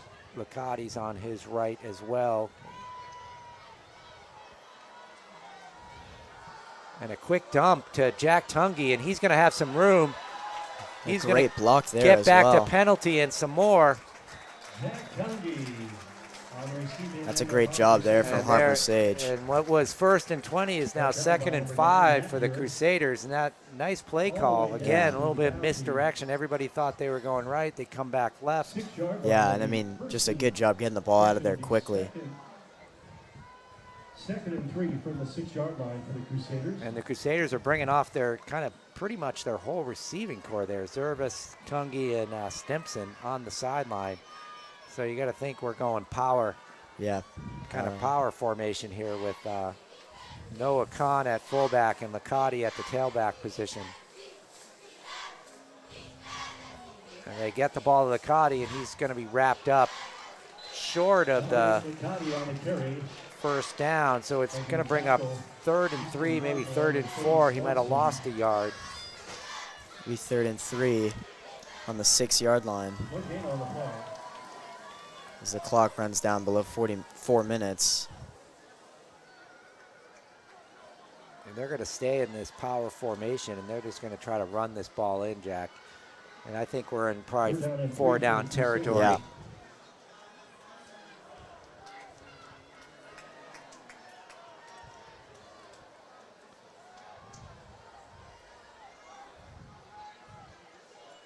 Getting to And they go to Lucati, and I and think he- they've got it.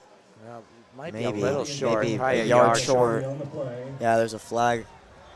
making the stop, number 10, Colin Smith, along with Nicholas Kohler.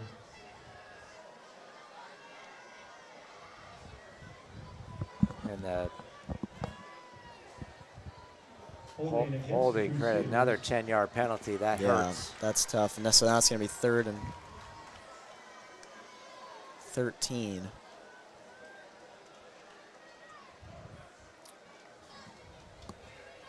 And that just hurts the field goal position a little bit as well. And they're gonna They haven't brought on their receivers yet, although they're about to. And they're gonna go. to the 16-yard line. They're gonna go Wildcat again here, Jack. Yeah. Harper Sage is staying on the sideline.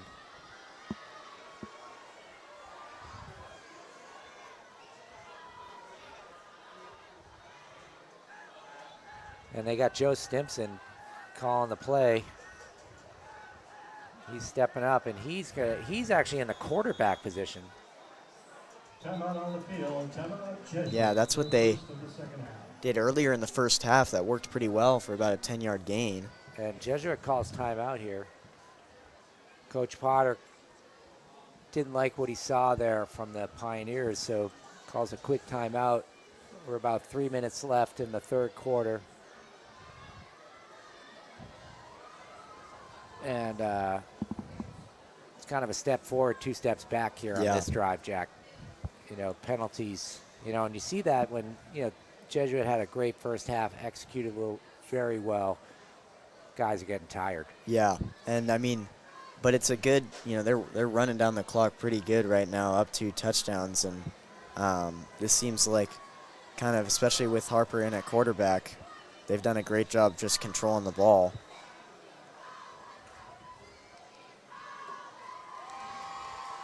But for sure, I mean, penalties and that fumble earlier, it's gotten a little bit sloppier, but they come out again in Wildcat. Well, I mean, it looks like they got Stimson at quarterback because Lacati's to his left. Yeah. So he might hand it you're right. off. And they're going to run a little misdirection. Yep. And Stimson's going to keep it. And he's going to get Probably about about 5, 6, Yeah. maybe. So we're going to have about a 4th and 5 decision time for the Crusaders. So, you know, for the Crusaders, they go for it. They don't get it. Pioneers are still backed up. They're right? bringing Hated on for the field goal, which would be his first field goal of the year so far. And bit of a chip shot for him, and it's not exactly where a point after is, so, but definitely in that range. Number 29, Tommy Galzo. 25-yard field goal. It's a 25-yard field goal attempt.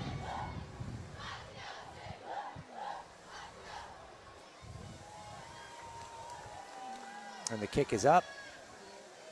And the kick is good. And it's good, right through.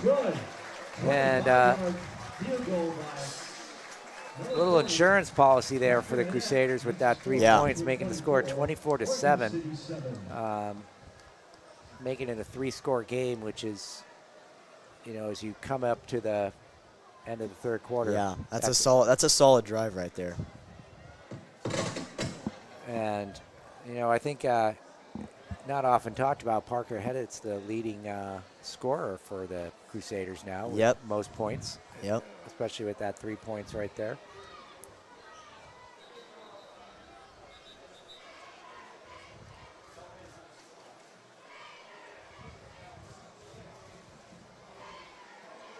It looks like they're giving Stimson potentially a little bit of a break here on the sidelines.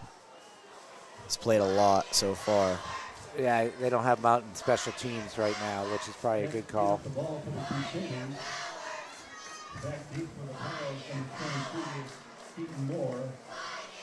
Along with number 10, Colin Smith.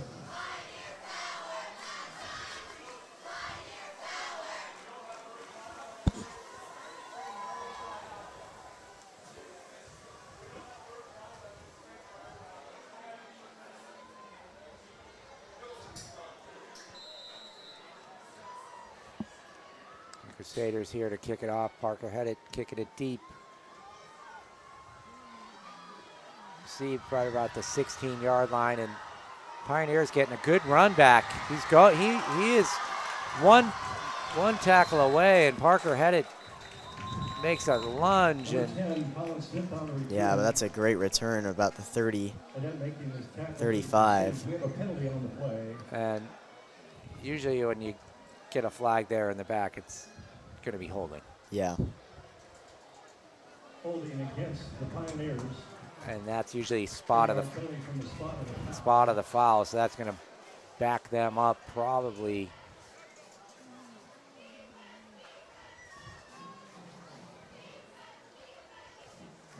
We're going to go back to the 35. So they're going to start 1st and 10 from their own 35-yard line. And we 2 minutes 42 seconds left in the third quarter. And the Pioneers are coming out, and they're looking to get some points back here, Jack. Yep. Joe Stimson back in free safety. And Jack Tungy. They're going to run it. Just a missed tackle by the Crusaders there. And he's out, but Stimson's going to catch him, I think.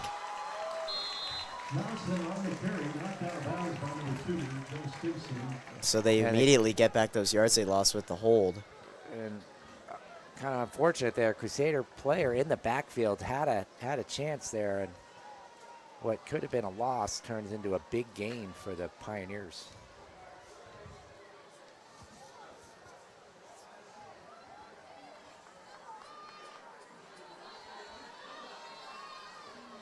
So 1st and 10, the clock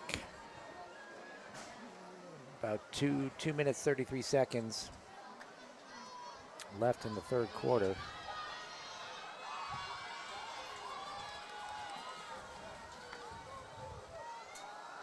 Straight drop back for Schneider, and throws over the middle. Dangerous there because it was tipped by his receiver, and yeah, there's a couple of flags down on the play. Yeah, they had Nicholas Kohler out there on the right, but he's looking for Caven Rogers.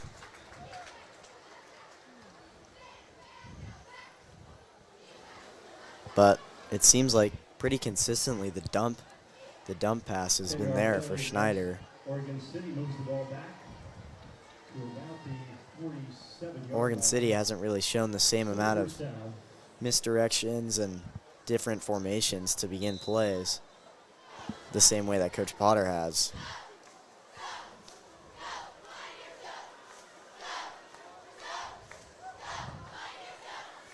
And in the shotgun here, trips to the right, and there he's looking right, but hands it off. Kind of nice little pick up there for Johnson. Kind of fake there for the Pioneers, and as we approach 2 minutes left in the quarter,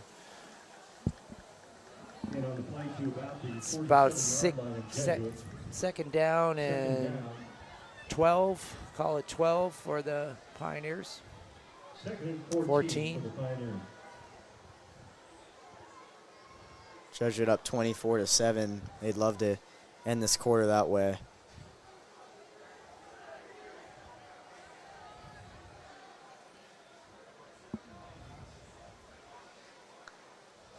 Schneider rolls to his right, and he's going to get taken down by Galuzzo there.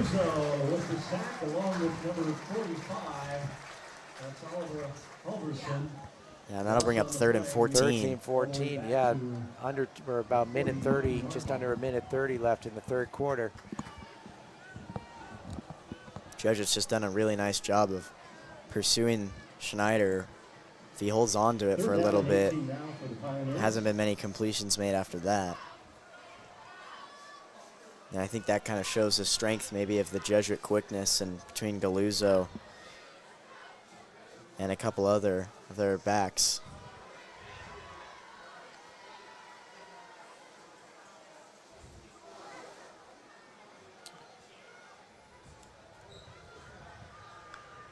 Schneider drops back There's straight, the blitz and right over the top. Just a great read. He's going to be short from the first down.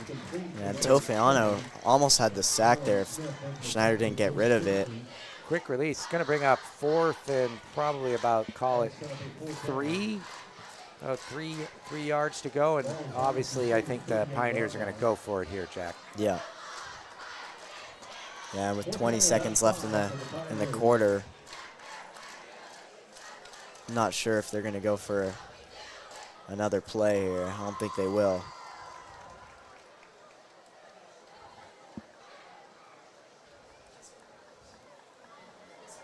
And so that'll be it for the third quarter as we send it over to our sideline reporter, Dylan.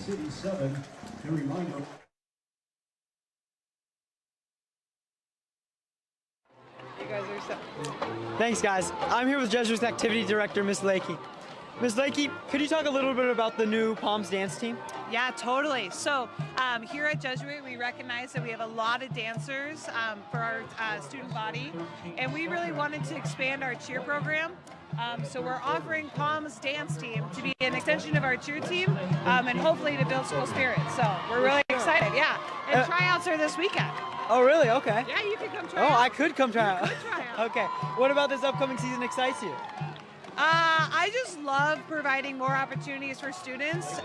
You know, we are one of the schools without a dance program, so it's really exciting to be able to bring in a dance program to Jesuit. Yeah, and we have so much talent in our student body, so we're just trying to expand on that. Yeah. Perfect. Awesome. All right, back to you guys. Okay? And thanks, Dylan McGrain from JCTV, our sideline reporter tonight. And Pioneers are up to the line with a 4th and 5, probably the play of the game here for the Pioneers as they try to get something going here. And and that is incomplete.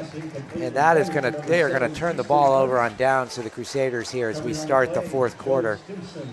Crusaders take over on downs. We have an injured Pioneer player on the field.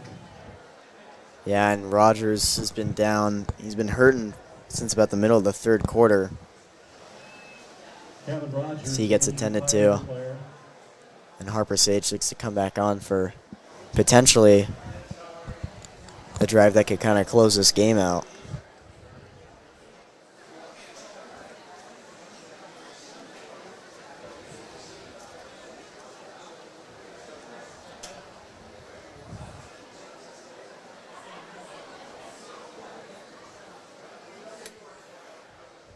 And Jack, we're getting some scores from around the league. One that is kind of a big story right now that's developing is the West Lynn game. Yeah, West Lynn down 13-20 to a team in Washington. They're the number 2 team in the state right now, just behind Lake Oswego. So that'd be a big loss if the team from Washington holds on. But Jesuit ranked number 9 right now, and you know, after a good win last week, they're moving up. Yeah, definitely heading in the right direction for the Crusaders. And, you know, a lot of positives here. Like we talked about at the beginning of the game, like the guys that are not on the field, you know, we've had a lot of guys step up.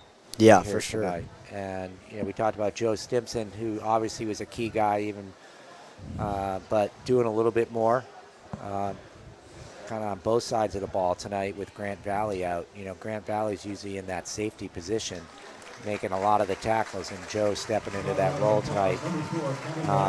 Hasn't been perfect, but he's done really well. Yeah. Yeah, and I mean, you also lose Grant as a receiver as well, and then Grady Keljo going out early in the game at tight end. You got Trace Spreen out to begin the game at O-line. So, and I mean, they've gone to their 3rd string quarterback who's played like much more than that.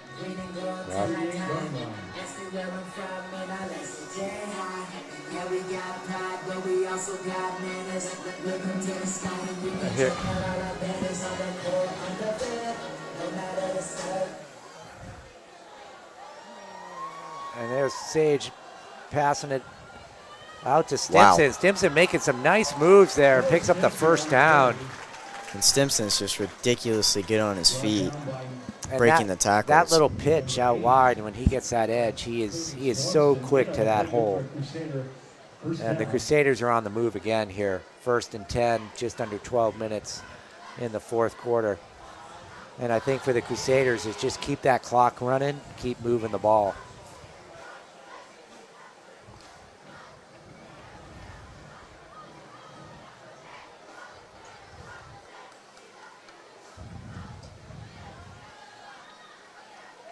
Noah Khan at fullback, Licati at the tailback position.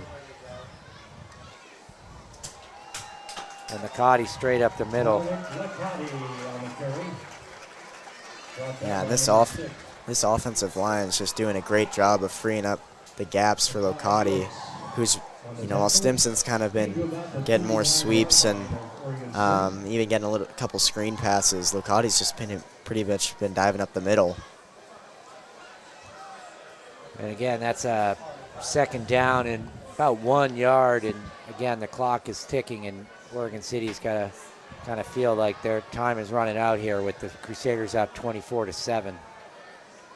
And they're in the power I again, and they are just going to run the ball right at them for the rest of this game.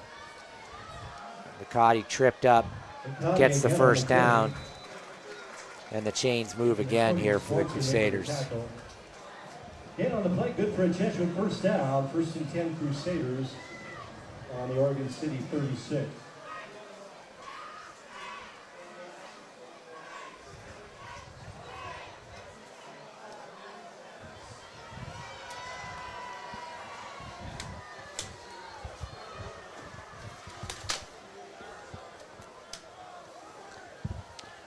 Crusaders come up to the line here, staying in that power I.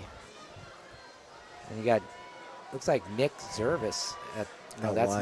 Out wide, and Noah Khan at the fullback. And they're going to go right back to that Licati, and he is going to grind out another 8 or 9 yards. I mean, inside the 30 now. I would imagine, Jack, he's up close to 100 yards tonight. For sure.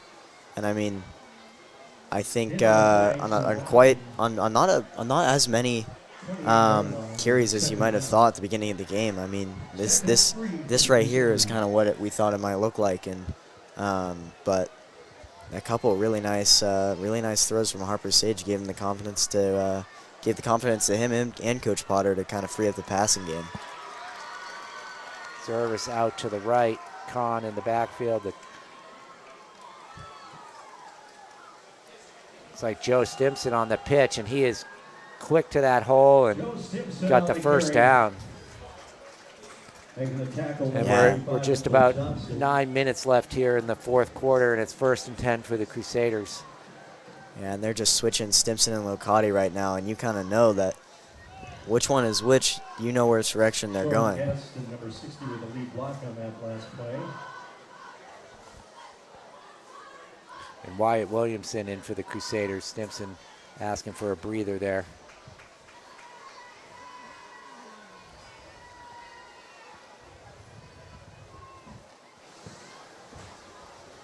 And Licati in the backfield. Noah Khan at fullback.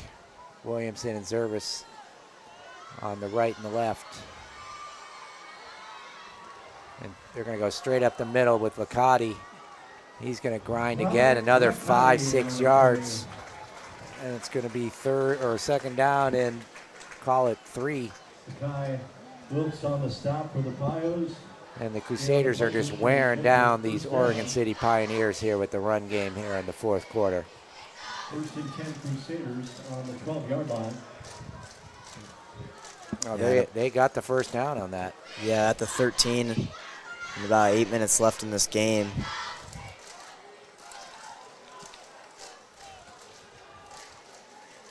They're going to stay in that power I.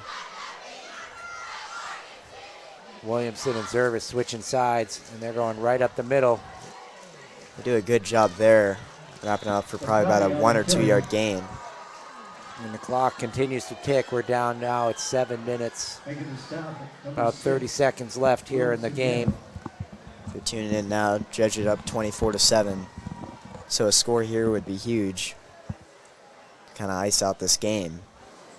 It's Coach Potter trying to find his 353rd win. 2nd and 5 for the Crusaders.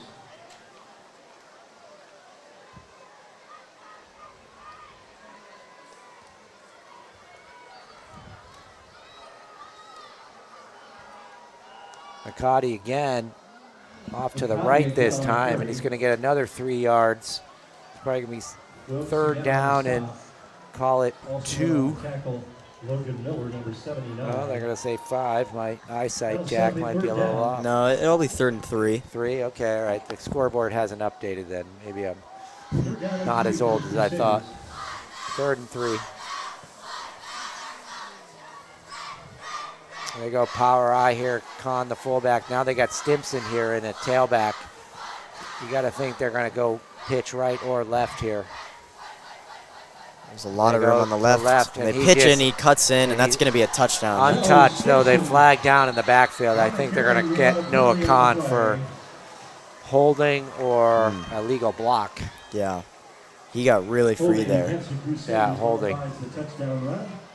That's going to push them back 10, so it's going to be 3rd and 15 for the Crusaders, or 3rd and 13.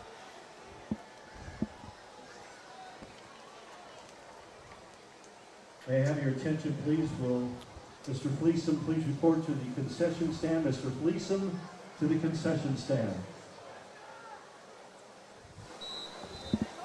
This just in from the concession stand. Hamburgers and hot dogs, only $1 while they last.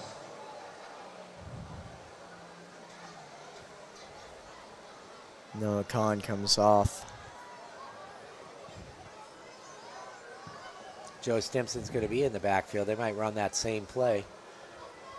Nope, they're going to go Stimson out.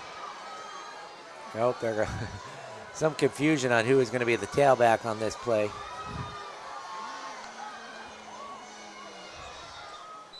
They're calling timeout, Yeah, I believe. I don't think Coach Potter liked what he saw there. It's about 6 minutes left, 6.5 minutes here left in the game, and 3rd and 13. You know, up 24-7, not a key play of the game, but I think Coach Potter, you know, if we can put this could be it. Yeah, we put some points on the board here. This could kind of finish the game here. Put it out of reach for sure.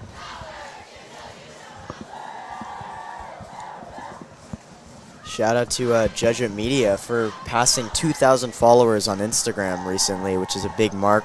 Mr. Faulkner and the media team, you know, allowing stuff like this to be done, doing a great job developing kind of the class and as well as the program and things like the Jesuit Sportscast. Just first episode of the new season just came out. A lot of cool stuff being done in media. And you can find a lot of that on YouTube, right, Jack? Yeah. JCTV, a lot of the content. Yep. Yeah, a lot of stuff on JCTV, Jesuit High School Media on Instagram. Down and 13 for the Crusaders. It's 3rd and 13 on the 17-yard line. Looks like they're going Locati at tailback. And they might just stick with the run here and just see if they can set it up for a field goal. You know, they're going to pass. And Sage goes back the other way and finds Jack Tunge, and he might be in. No, he is just short of the end zone. That's a pretty awesome play called there and throw from Sage. Kind of rolls right, stops, and throws back to his left. And that is going to be 1st and goal for the Crusaders. In on the play, good for a first down. On the 1-yard line. On the 1-yard line. And Jack Tunge coming off after that kind of big play as Coach Andreas gives him the fist bump. And now the Crusaders back in the power I with Locati at tailback and Kahn at fullback. They're going right at the right side of that line, and he's going to be a little bit short. Maybe lost a yard, kind of cut out from under him. Cody Swanson, along with Wilkes. And it's going to be 2nd down and goal for the Crusaders as we approach 5.5 minutes left in the 4th quarter. And I think the Gatorade might be getting ready here for Coach Potter here as we go approaching 5 minutes. 5 minutes here, and it's that 353rd win is. I think everybody is. Everybody in the building knows right now that this could be pretty special. And As Locati's in, I think. Quarterback sneak. Yeah, you're right. Not Locati. Harper Harper Sage. Nice to see for the young quarterback to get the touchdown. Jesuit 30, Oregon City 7. And that's just a great call by Coach Andreas. Just kind of caught the Pioneers kind of on their back feet there. And just as we approach 5 minutes, Parker headed out here to put on the extra point and push this to 31-7 Crusaders.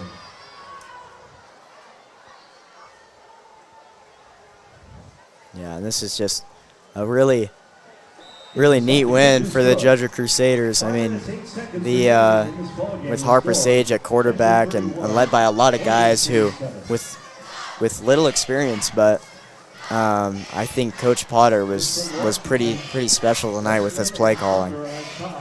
And I think we're probably going to see some of the kind of key guys tonight might not see some other guys getting some reps here as we come up on 5 minutes left in the game. You know, defensively, I think that Jesuit will probably keep their starters in, but you know, offense, we might see a few different guys. It's kind of like coaches are going to look at, see what's the opposing coach going to do. Are they going to put in some of the kind of the second string guys, or well, at quarterback they might not have another guy for quarterback. That's true. That's a good point. And Parker headed teeing it up here again for the Crusaders. 5 minutes left in the game. And we encourage you to stick around, as we will have some field cameras on the field as Jesuit celebrates Coach Potter here tonight with as he approaches 353 wins. Parker Heddick kicks it about the 10-yard line. Pioneers receiver, they're coming. They've had some good run backs tonight, but good coverage there by the Crusaders. And that was Luke Ortner coming right down. Yeah, and he points at Coach Potter. He's fired up. Oregon City takes over first and 10. I mean, Mr. Powers, you know, with your experiences at Jesuit, just kind of, I think it'd be cool for the listeners and kind of hear from you on your experiences with Coach Potter. Well, I mean, Coach Potter, first and foremost, like, I think it's never going to be about the wins for him. It's always going to be about the young man that he has had the opportunity to coach. And I'm sure there's some of those his former players are listening. Some of them are in the stands tonight. And it's always about who they become. It's how they learn to play the game, not just here, but in what they do in their lives. What did they learn on the football field? And I think if you were to ask Coach Potter, that's what he'll talk about. But, you know, I started here almost a little after Coach Potter, but, you know, 31 years ago, and they have had some amazing football teams, and there's been some amazing players, but they're also amazing people. Yeah. Right? And I think that's what he's most proud of, the young men they become. And there's Schneider going deep, and nice catch. Nice catch, going up and getting it. Keaton Moore. He's had a couple drops tonight. He gets that one for a big gain. And the Pioneers are going to go hurry up here as the clock continues to tick, and we are under 5 minutes. They're going to try to score. And get out of bounds, and he does. Johnson on the carry. And that's going to be knocked out of bounds. Just short of the first down, I would imagine here, so probably about 2nd and 2.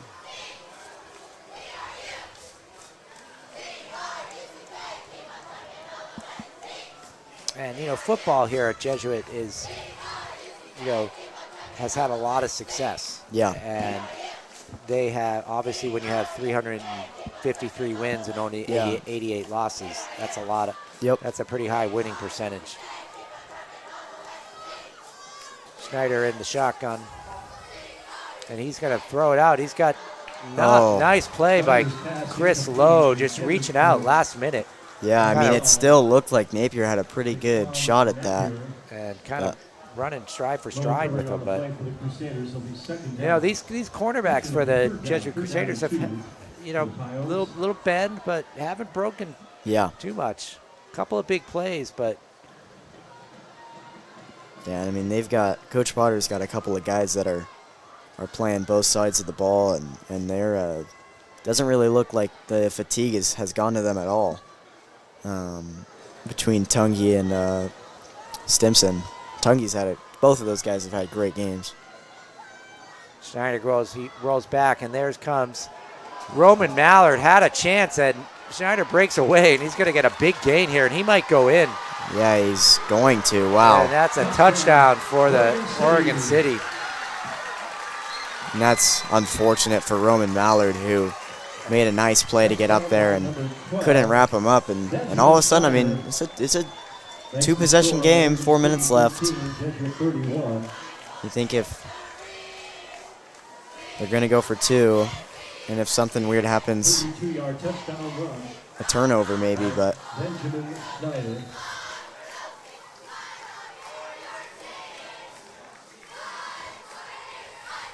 they're going to try to push it in, move the pile, and they do, and they get the 2-point conversion. So it's 31-15 here with just about 4 minutes left in the game. So the Pioneers showing a little life, Jack. Yeah. 2-point conversion is good. 4 minutes, 4 seconds remaining in this ball game. The score: Jesuit 31, Oregon City 15.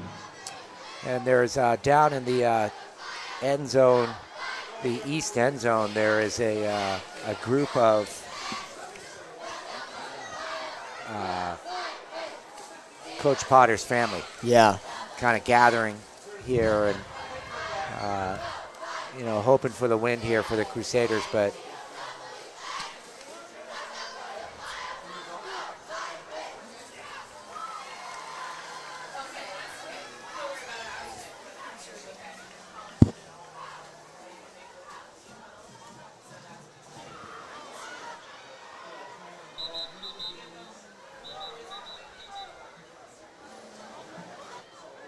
and the Crusader special teams is out, and Joe Stimson's going to be back deep.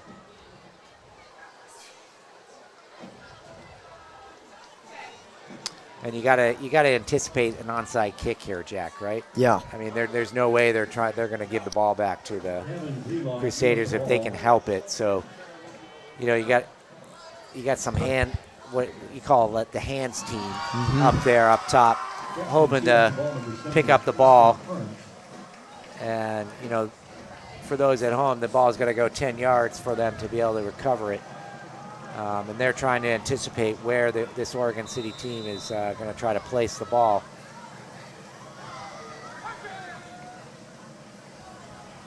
And they kick it, and it's just going to go out of bounds.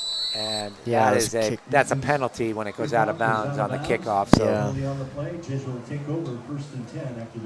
and so that's good news for the Crusaders there. It's always, you never know what's going to happen when you got a bouncing football. Yeah.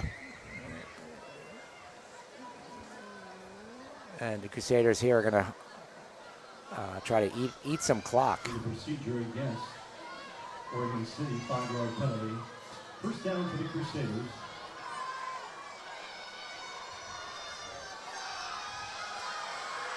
First and 10, Jesuit on the Oregon City 47-yard line. And the Oregon City cheerleaders, there is quite a few of them making some noise. I had a look out the window there.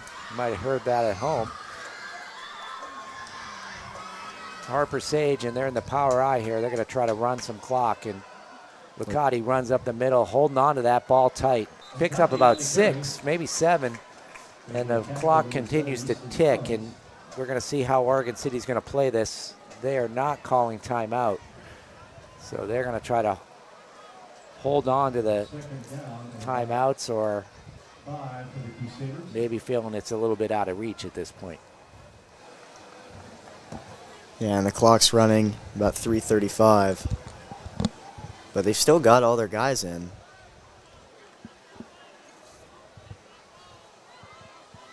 Noah Khan at the fullback, Licati at the tailback position. Stimps it out wide. Crusaders, Licati to the right again for about a yard, and that's going to bring up about 3rd and 2 for the Crusaders. And now Pioneers take a timeout with the 3rd down. Timeout, Oregon City. So kind of getting a little bit interesting here, and Crusaders are over midfield. feasibly could go for it on fourth if Yeah. it gets there, because if they, depending on what they do here. Yeah. I mean, even with losing the ball here, Oregon City would need to score fairly quickly for them to get the ball back. I don't think they would. A reminder, we have the financial aid lunch on October 16th. Go online and register today. Open house October 6th right here on the campus of Jesuit High. And they're calling it 3rd and 3. I mean, Jack, I wonder if we're going to see the Wildcat here again for the Crusaders. That's been their kind of Stimson has been great in it. third down play.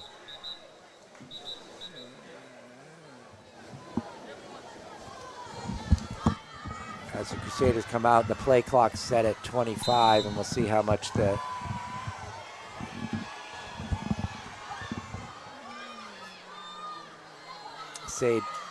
Harper Sage comes up.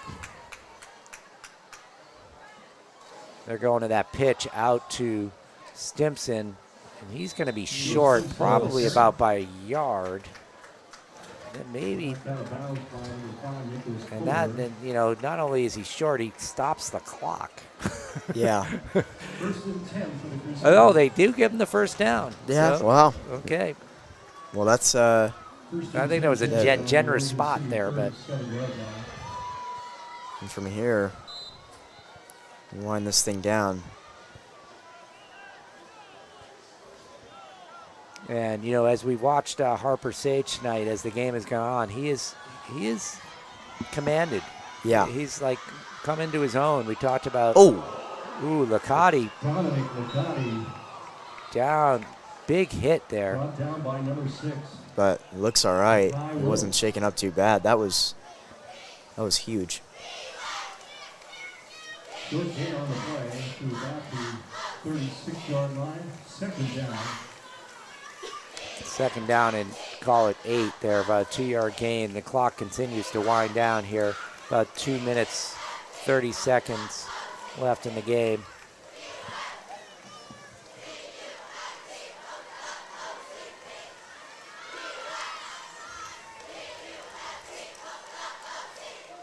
It'll go back to the Cotty to the right. It's hit again. Probably about 3rd and 10 now. Also Wilkes again in on the tackle. And they're going to call time. The Pioneers are going to call timeout again. It's going to be 2nd and 9 or 3rd and 9 for the Crusaders. 2nd and 9? 3rd and 9. 3rd and 9.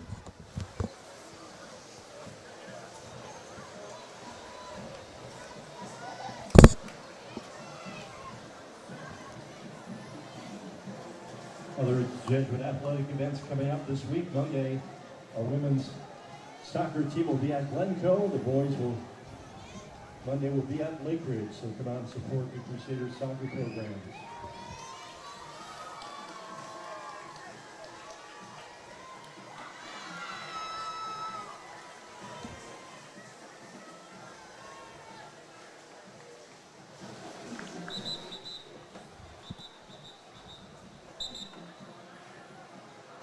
As the refs try to get the game moving, trying to get both teams out here for after the timeout. So we got 2 minutes, 16 seconds left. 3rd and 8 for the Crusaders. I don't foresee the Crusaders throwing the ball here, Jack. Yeah, and But they do. Fake it here. to Licati. And he's going to go for it here.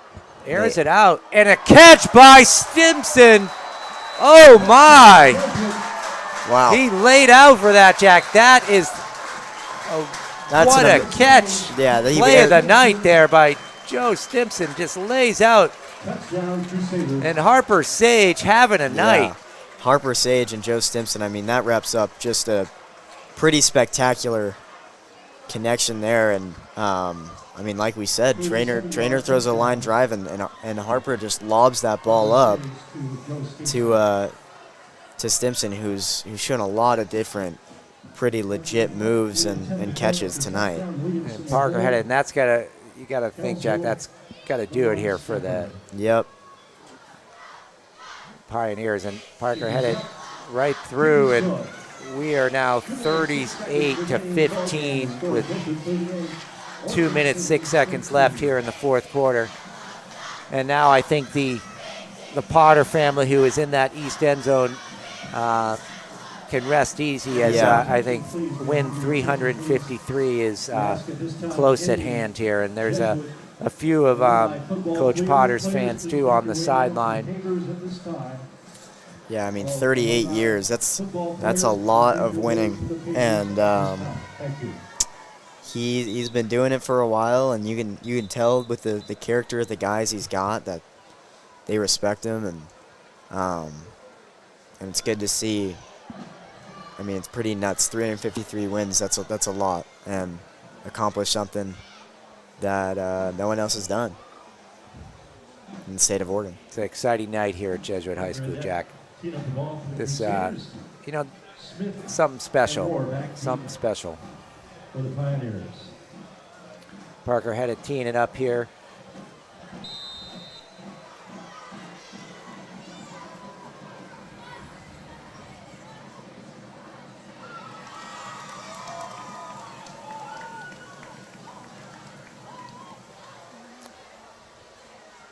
Proceed about the 10-yard line, and here's number 10, Colin Smith, running out the outside. He's tracked down. Ran about 30 yards horizontally there across the field for a little gain there. And it's going to be 1st and 10 for the Pioneers at their 26.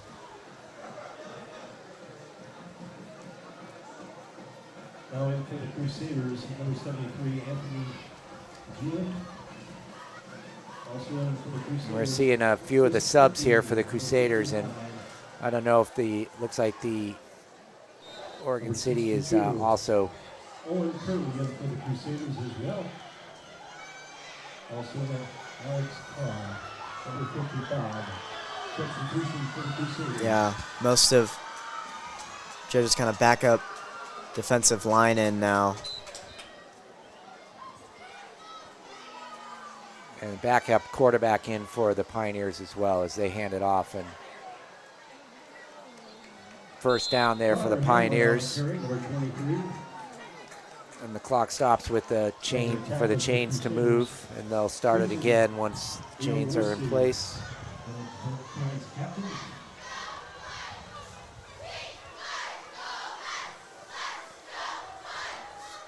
Clock ticking down, just about minute 40 left.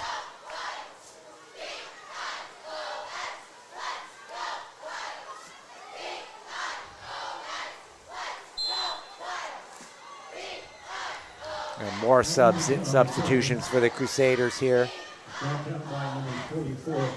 Quinn Stanley, as well as Noah Kahn, coming back on. Quentin Stanley now in for the Crusaders along with Noah Kahn. And number 22, Nick Ortner in for the Crusaders as well. Crusaders trying to get off the field there so they don't get 12 men. And about a minute left here. And again, the Crusaders up 38-15. As the clock ticks down. Probably time for about 2 more plays here, Jack. Third down for the Pios.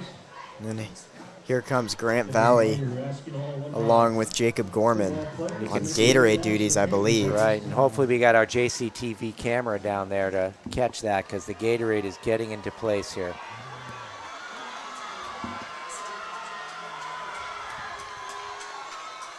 And stay with us here as the broadcast ends. We'll have the cameras on Coach Potter here. And that 20 wraps seconds them up. now, and that'll be it. And you got to think they're not going to run another play, but maybe looks like they're hustling. You know, the subs are in there. They want to get as much as they can. And just about 5 seconds here. And the Gatorade is coming up. And that'll be it. Coach Potter's 353rd win. Jesuit improves to 2-1. Coach Potter, the winningest coach of all time in Oregon.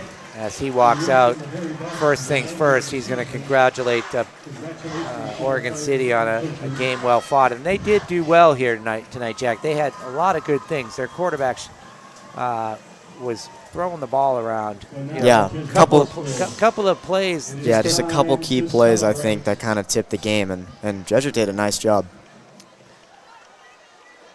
as the team shake hands. 353 for Coach Ken Potter and his staff And since 1986. as Coach Potter heads down to the end zone where Jesuit football ends every game. Winningest high school football coach in the state of Oregon. As all the fans, and you have the really classy of the Oregon City fans on their feet clapping with the Jesuit fans. That is something. Has led Jesuit high school football team for 39 years. Yeah, and you wonder where they... Generations of student athletes and coaches and building a culture grounded in pretty cool moment for these Crusaders. Coach Potter has won 20. And you can see the scene there as our cameraman from the booth shows that Coach Potter is just being mobbed down there. And, you know, I think for him, he would like that, have the moment with his players. He wants to share it with them as the media is kind of asked to step back. National Coach of the Year for the Western region. Congratulations to Coach Potter on his remarkable achievement.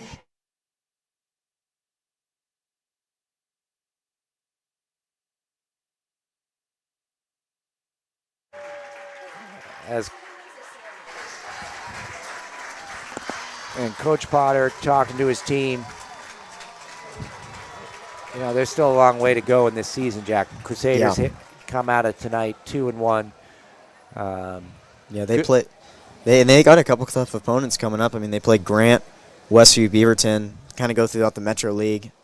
And that Grant game going to be a 3:45 start. Yeah, the Grant Bowl next week, which is kind of fun. I live in that Hollywood neighborhood. It's kind of right in the middle of a neighborhood. They don't have lights, so they're playing a home game. Yep.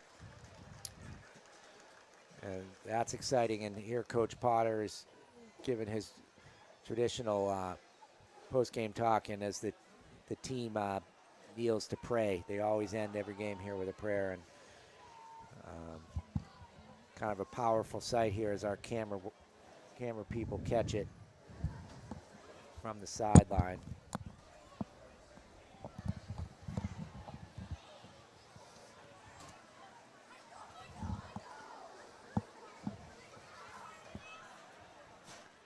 And again, Coach Potter's family down in the east end zone watching this, and you know, there's 353 Jack and 88 losses, but all those games ended just as what we saw. Yeah. Bringing together. Yeah, win or loss. Willing loss, giving thanks for the opportunity to play. Always about gratitude with Coach Potter. And he's letting the media know he's going to go be with his family there. Thank you for attending tonight's ball game. And I think for JCTV here, this has been Scott Powers along with Jack Harrington. And next JCTV broadcast is coming up when, Jack? Do we know that? I think it's next week, volleyball. We have a volleyball game. Please join us for all the Crusader action. We will be here for all the home football games, so hopefully we're here for 3:54 when that comes. And the next Jesuit home football game is against Westview on October 4th. And we are going to sign off. And thanks for joining. Thanks to our crew. All JCTV media. Check us out on Jesuit Media, Instagram, JCTV. You can check us out on Twitter as well. On YouTube. All of it. They are all over the place doing great stuff. So make sure you check out what Jesuit Media is doing. Thank you and good night, Crusader sports fans.